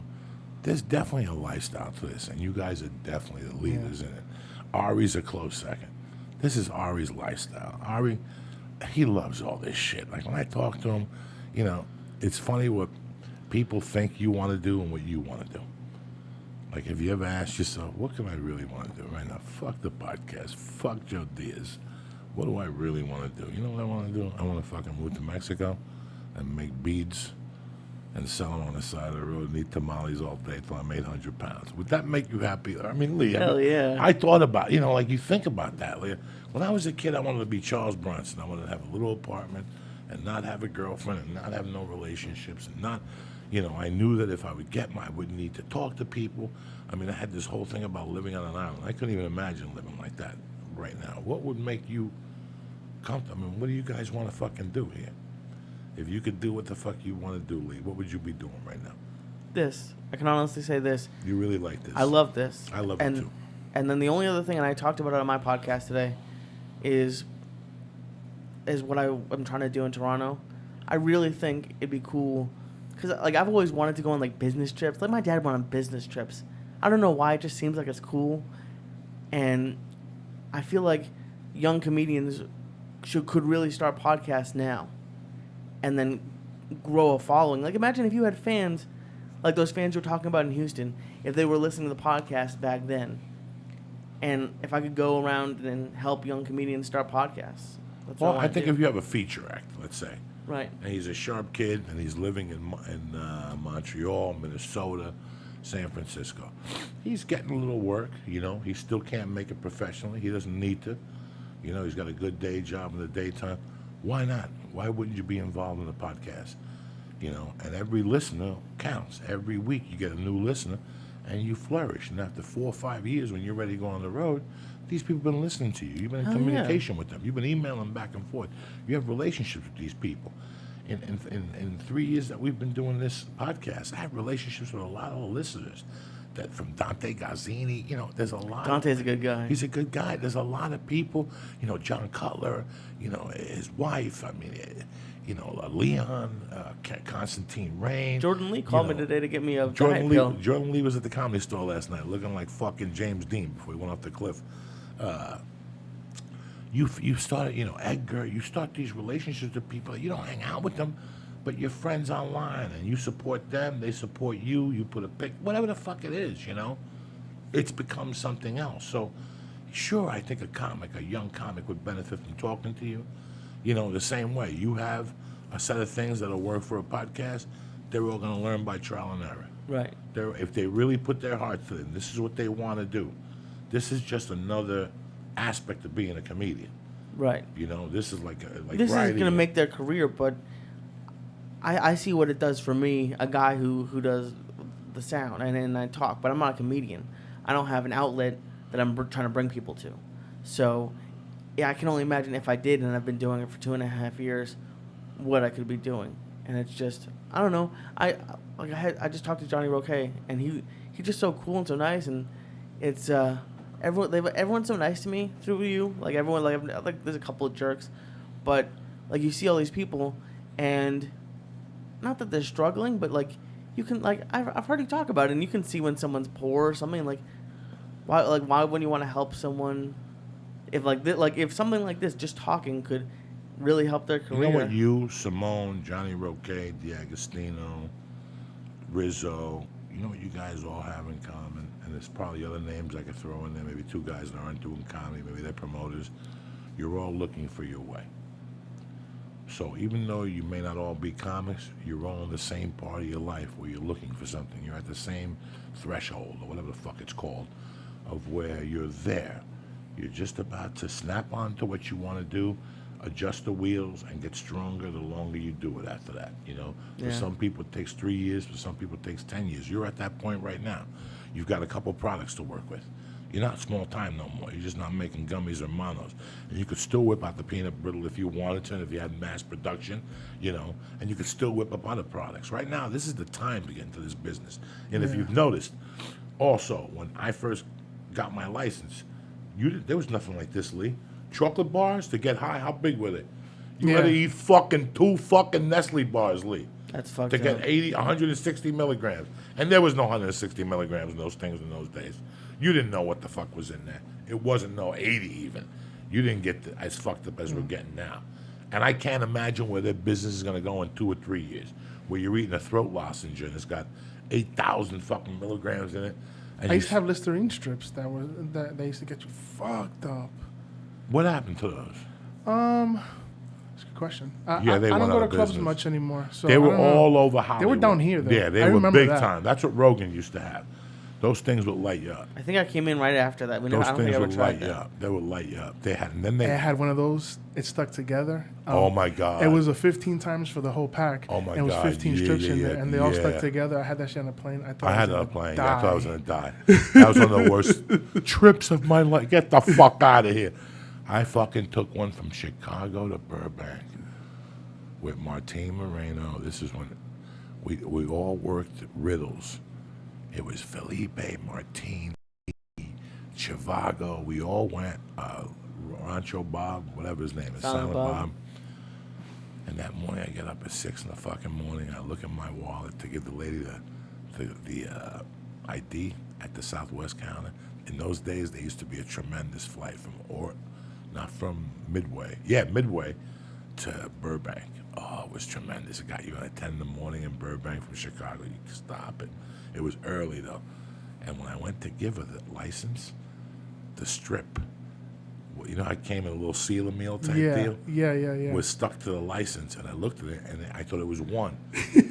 And as I was putting it in my thing, I saw it broke, and it was two of them, and I'm like, fuck, it's 7 in the morning. I'll eat a sandwich at the terminal.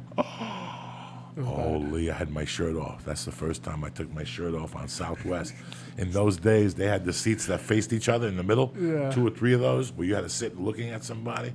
And That's awkward. I was in the middle seat with these old Christian women, and dog, I started sweating profusely. I had to take that fucking shirt off. The sweat was coming off my tits. What did you weigh back then? What did I weigh? 390, 380. I think that's why they stopped selling them, because everybody that I know that's had one has a story like that. Like, damn, I almost died. I had them more than once. But that was the beginning of shock. Like, they put me into shock. Like, that was the roughest hour and a half. It was cool for like 2 hours, and then the last hour and a half was fucking hell. People weren't ready for that. It weren't was hash ready oil for on it. there. No, they weren't ready People for were it. using hash and keef, and like people weren't. There using was that. another one too. There was a gummy. Now and Later, I don't remember that. Kushmart, when they were on Ivar. I remember Kushmart. Kushmart, before Kushmart went on to becoming this 2-floor thing in Hollywood that did. He bought the building downstairs, and they were doing recommendations. It was one-stop shopping. I remember when they were small. It was. I remember when they were on the one street in Hollywood, and it was in an office building, and they got thrown out because the office people couldn't take it no more. They had dentists in there. You could smell weed in the fucking dentist office. Hysterical. Right on where the sandwiches, where we get the sandwiches, over there. But before that, they were on Gower. You ever go between Hollywood Boulevard and Sunset? There's those shacks on the side. I used to work on Sunset Okay, Gower, yeah. they had shacks. They were in a shack, and I'll never forget going in, and they had those Now and Plenties. What do they call it? Now and Laters? Now and Laters? Yeah. They were a little skinnier, and when you looked at the baggie, you could see the haze on the juice coming out of them.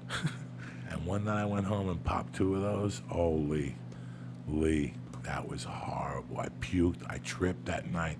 I saw stars. I kept seeing purple. I couldn't breathe. I had to crawl.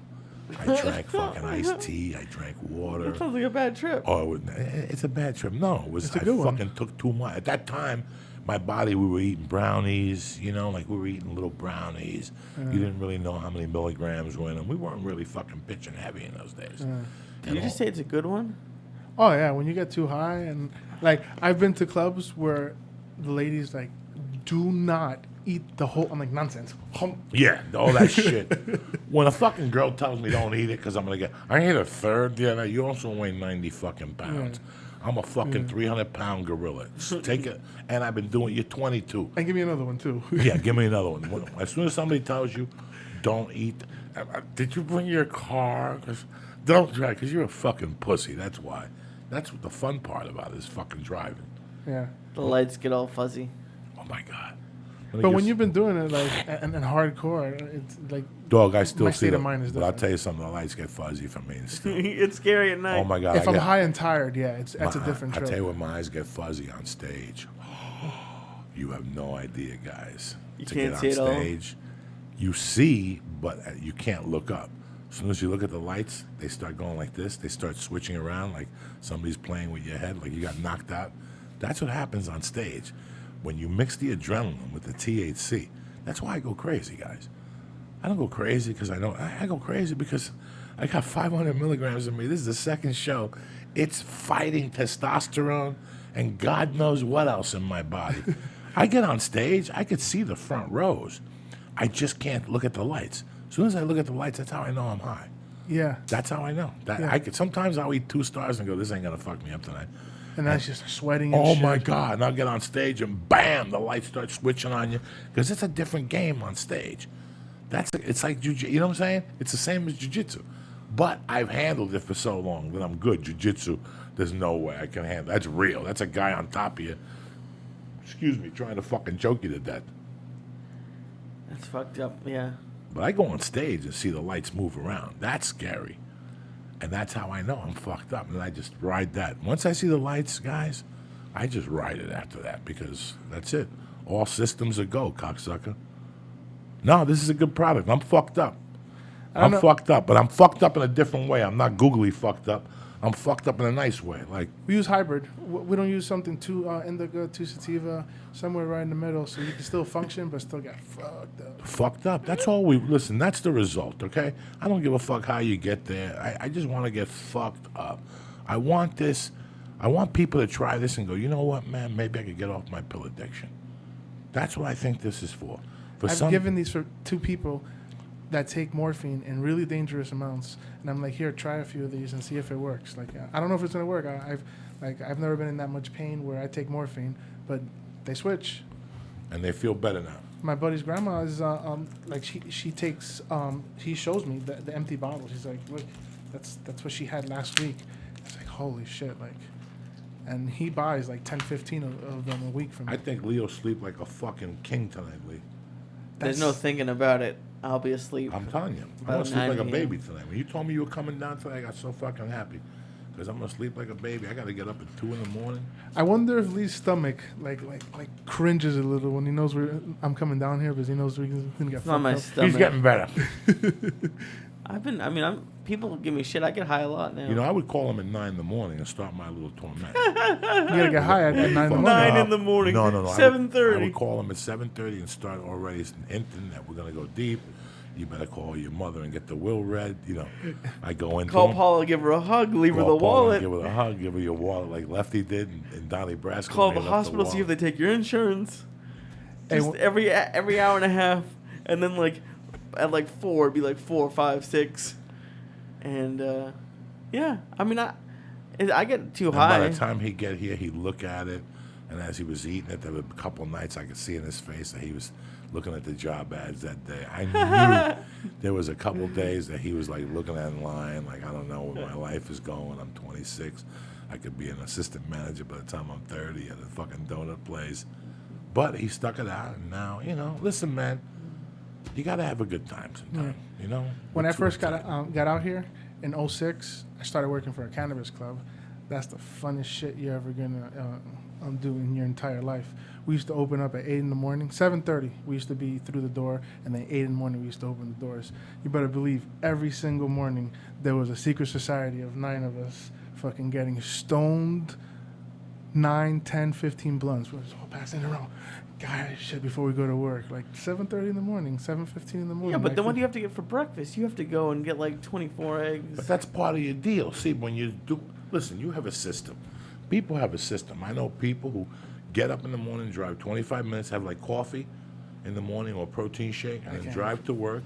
Some people can't eat in the morning when they get up. Me neither. I gotta have coffee and relax and get high a little bit. coffee is agita. You do a little fucking tuturuts, and then you go to a diner with your boys before you go into the factory, and you fucking eat 2 eggs. In those diners, it's $4.50, and you get the whole thing: 2 eggs, 2 pieces of toast, 2 pieces of sausage, 2 pancakes. You know, for $4.50 and a cup of coffee. You can't lose at those places in Jersey and Pennsylvania, shit like that. Okay. And you get high, and it's great in the morning. I never could think about when I was young. I'm like, who the fuck gets high in the morning? Until I did it. You love it. Until I did it, and I was like, oh, this is a different fucking league. If you don't need to be sober, high all day, like just enjoy your day. I started getting high my sophomore year. Before that, I was getting high at lunchtime. I would get high like after school, before, and then once I started before 7 and getting high and going to the gym, That's when you just break all the fucking boundaries. Like once you start getting, I tell you today, the fucking bar slipped out of my hand, guys. I was sweating up a fucking storm at the gym, and I didn't put the things in. I was doing close grip bench presses with 135 fucking pounds. And guys, my right bar slipped and I caught it in the air. Well, I wouldn't be here talking to you guys right now because the bar would have hit the floor, the weight would have fell down, and this would have just caved right on me. It was scary, and I knew it. I fucking knew it. I didn't put my thumb. I was doing them so close that I didn't put my thumb under the bar. My wrist was hurting, so I had to do them this way. So I would just bring them up and push very slowly. On the last set, I picked it up, and as I went down, the fucking bar slipped. It went right off my palm this morning. Tremendous. Jesus. I caught it. The trainer came in. What happened? I said, none. She goes, make sure you put fucking collars on that thing, Joey. You're going to kill yourself.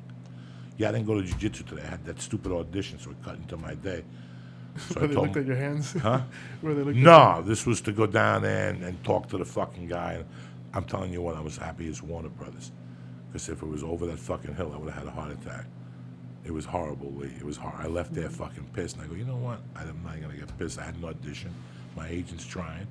I go, let me go home and put my shorts on. I walked to the Y, and I fucking did my upper. I did not do the elliptical. I just did the fucking weights, but I did them heavy. And then I went outside and did like 2,000 fucking sit-ups with an 8-pound ball, because that's all I know how to do for sit-ups. I just go back and kick my legs in. And I was drenched today. I walked home, dog. I had to drink 2 things of fucking iced tea. My wife said, I got to make iced tea again. I lost every fucking fluid. I only lost like 1 pound. It's amazing. You sweat gallons and you only lose 1 fucking pound. Motherfuckers. Motherfuckers. What's up, brother? You ready for the weekend? He looks at the edibles taking a stranglehold Yo, on him. it's He's good, though. You want me to taste? I can tell. He's handling it. What do you got this weekend, my brother? I got 2 consultations this week, All right. and then I don't know. I don't know what Paul and I are doing this I weekend. don't know what you're doing this weekend. You're a fucking momo. What are you doing this weekend, my brother? I'm probably spending it with the family. You know how that How goes. old is your son now? He just turned 1, And you having a 27 good time last with year. him? Oh, yeah, all the time. I He's- watch him every single day. He's walking. He's crawling. Yeah, he's running is what he's running. doing. All right, good, Yeah, good, little good. fucker. You lock up the edibles around? Oh, yeah, they're not even I there. took them out of the office now. I took everything out of there. Yeah. A couple of weeks ago, I had a friend of mine come Separate by houses, like not even like. and take everything. Yeah, I started getting scared by mistake. I left 2 chunks of hash on my night table. Yeah, And I went and they there, grab it. and They'll they grab grab anything and They put it in their grab mouth. I said, that's it. I took everything out. I Yeah. don't have nothing in the house. All it no takes is more. that first time, and then you're That's like, it. fuck. Yeah, they eat anything. They take the That kid fear from is inside of you. Oh, fuck you. Fuck. Because I know I would eat shit. I would eat anything. I'd eat cat shit when I was a fucking kid. So I'm scared. So I said, no, that's it. No more weed in the house. No more gummies. No more nothing in the fucking house. It all stays outside. I'm done, Lee.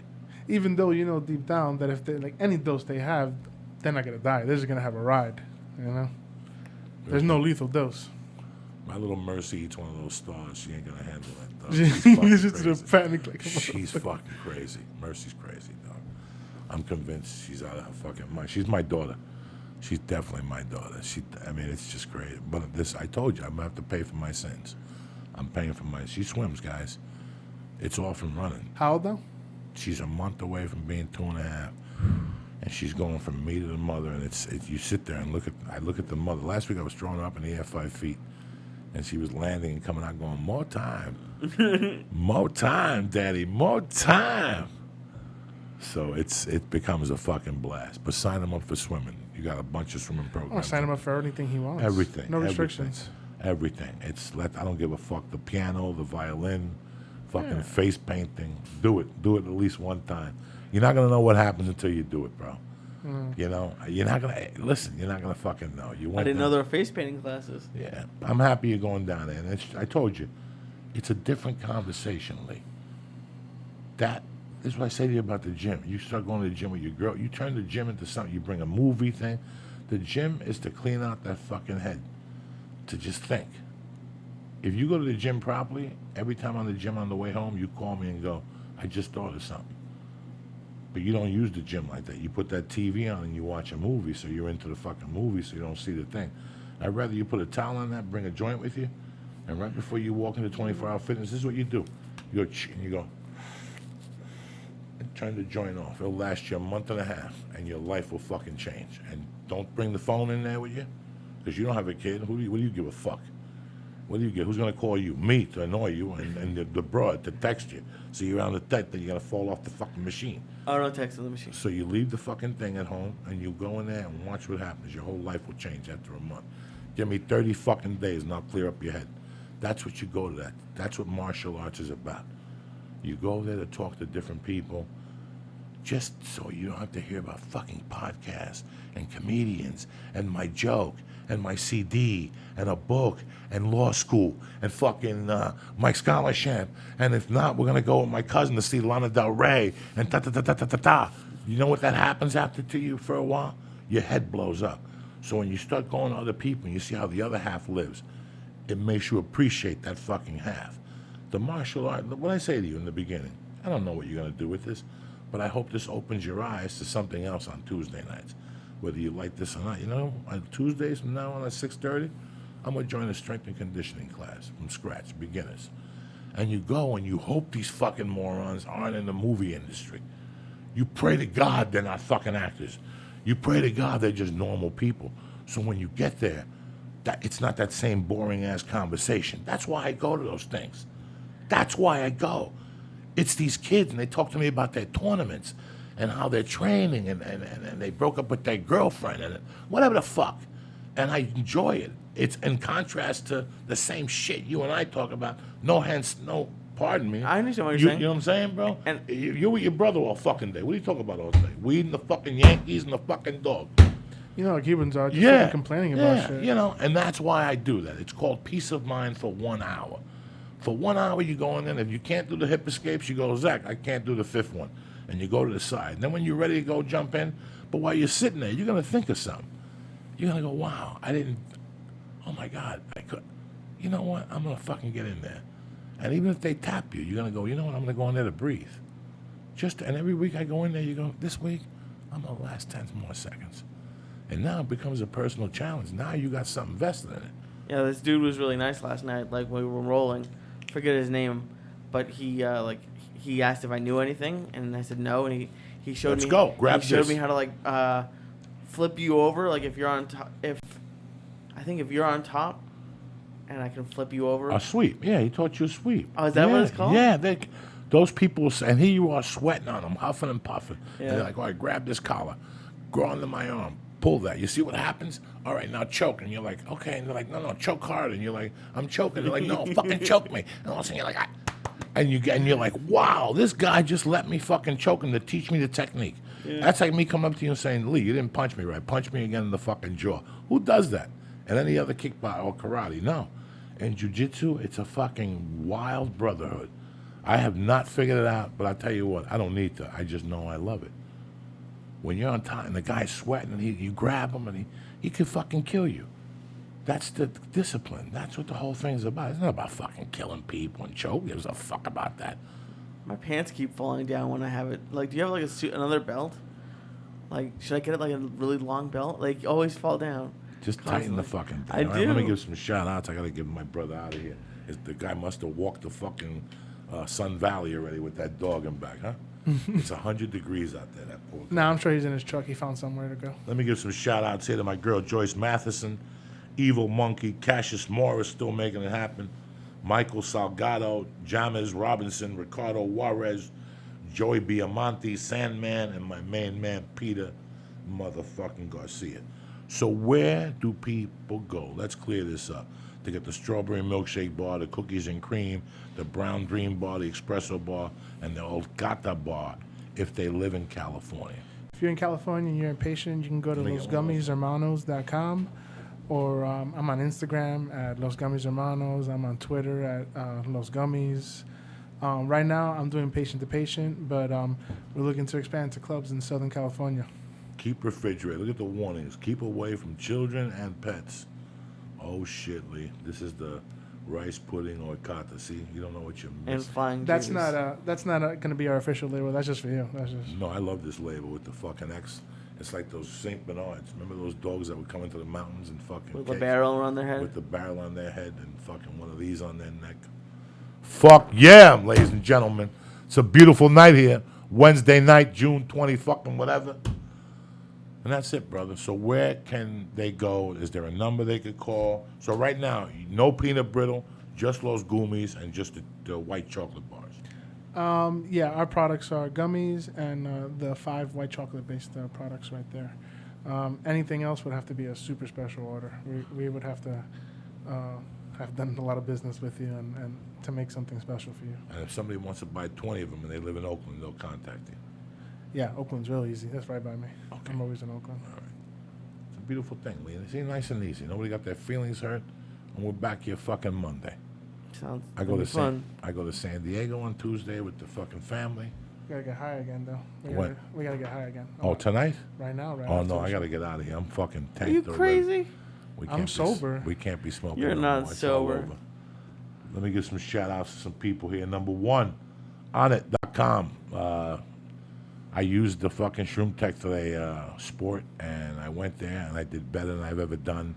My shirt was wet. My lungs felt great.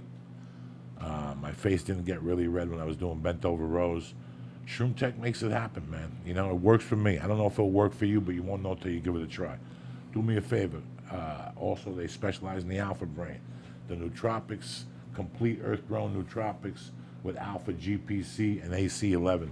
Do I know what AC11 is? No, I just know that you remember shit and your thinking's a little bit sharper and whatnot. Go to onit.com right now and press in. Church. I'm going to give you 10% off your first order, and they have the Stay On It program. Listen, they got a ton of fucking shit. You know, I got a box of stuff, and I gave some to my jiu-jitsu buddies. They love the T+. They love the hemp chocolate is what I fucking drink every day. I fucking love it. 16 grams of protein a scoop gives you 32. Your body can only assimilate 30 anyway. Why are you eating fucking 90 grams in those milkshakes? You know what I'm saying? Go to hemp chocolate right now. Go to onit.com and press in. Church. Boom! And take a look at their great products. Whether it's the Shroom Tech Sport, Immune, whether it's the fucking Alpha Brain, whether it's the motherfucking New Mood, whether it's the T+. I mean, the coconut fat for your tea and your chocolate. Trust me, I'm telling you. Go to onit.com. Number 2, the best underwear in the market. Fucking hands down, all right? Hands down. I use them to work out. Lee said his nutsack pops out of his underwear, so he understands what I'm talking At about. jiu-jitsu, it does. With MeUndies. Listen, not only are they fucking great to wear, not only do they keep you dry, not only do they fit fucking great and you feel great when you're wearing them, you have no problem. You wear underwear, guys, and there's always a problem. You always got to reach for your nut and pull that out and pull that out and pull that out. That shit don't fucking happen with MeUndies.com. I'm telling you, they're the best fucking underwear on the market right now. But who the fuck am I? You're like, Joey, who the fuck are you? You're a fat buck. You probably stress those motherfuckers out. That's right. And they still work for me, and they still keep my nutsack dry, and they still have no pimples on my ass because I got no fucking moisture. Whenever I wear those fucking underwear, I get little whiteheads. I got to keep popping them and shit. In the middle of the night, they go pop, pop, pop with the sleep apnea machine on. That shit don't happen with MeUndies because they keep the odor out, they keep the sweat out, they keep me cool, and they keep my nuts where they fucking belong. But don't fucking hear it from me. Go to MeUndies.com right now and look at the great selection of women and men's fucking underwears that they have. Different colors, styles. They got great sweatpants. They got long ones. They got short ones. They got great, like rash guards. They're a thin t-shirt. But hey, go to MeUndies.com and press in. Joey. And what do they get? 20% off their first order. And free shipping in Canada and motherfucking United States. You're like, Joey, are you fucking pulling my leg? No, 20%. Most Jews give you 10. The people I run with give you fucking 20 and free fucking shipping. So go to MeUndies.com and press in. Joey. Boom! And get 20% off, all right? Number 2, you're like, Joey, 4th of July is coming. You and the other fucking Nick the Toro and this other fucking Jew fuck, you're talking about food. What do you got for me? You know what I got for you? Come here. Bring your ear close. NatureBox, cocksucker. That's what I got for you. You know what it is? Free. Free. When was the last time you got something for free? Nobody gives you nothing for free. All I'm telling you is go to naturebox.com right now and look at the great fucking selection of shit they got. Nutrition, healthy. They have resealables so you can bring them in and only eat 3 of them instead of the whole box like a fucking fat animal that you are when you're high, you fat fuck. Because I was one of those people. In fact, I'm still am one of those people that got control. So you'd have a reseal. You'd have to eat everything right there. Because fat people always think everything's going to go bad, even though it's not going to go bad. So we eat the whole box and we justify it to make better. With fucking NatureBox, they have a seal. I never resealed it. It never lasts. That's because you got problems. The garlic plantains, the South Pacific plantains, the chocolate nom-noms. Listen, they're throwing heat over there at NatureBox. But don't take it from me. You know what? It's for free. You're going to pay for shipping and handling, maybe $2. Stop complaining. Go to naturebox.com and press in. Go to naturebox.com/Joey. Boom, and there you have it. A free fucking sample box. 2 big bags and 3 little bags. Who gives you that type of love? Uncle Joey. You got me on these, you got on it. And how about a big round of applause, whatever the fuck you want to give him, for my main man over at Nailed It Life. Look at him. He's looking at me like Johnny Zombo. He's so high. He's trying to make us smoke more shit here. Thank you, brother, for coming on. Thank you for sponsoring us this whole time and being a great sponsor and taking care of us and always bringing chocolates down here. And It's always a pleasure. Gummies. You should have brought Lee a Gummies. He lives for those fucking things. He'll eat the whole thing. And remember, when Lee first started, he'd only eat the head. He's moved up. He's fucking raised amongst the ranks. You can all aspire to this. Look at the shape of this fucking moutage. I love you guys. This week I'm in Boston. Thursday night I'm at the Comedy Store for This Is Not Happening. I'm hosting for my man Ari Shafir while he's on assignment in Israel. He's going to Jerusalem to see if Jesus really died. And beside that, I love you motherfuckers. See you Monday. Stay black and we'll be here. Have a great weekend. Boston, get ready to fucking rock, cocksuckers.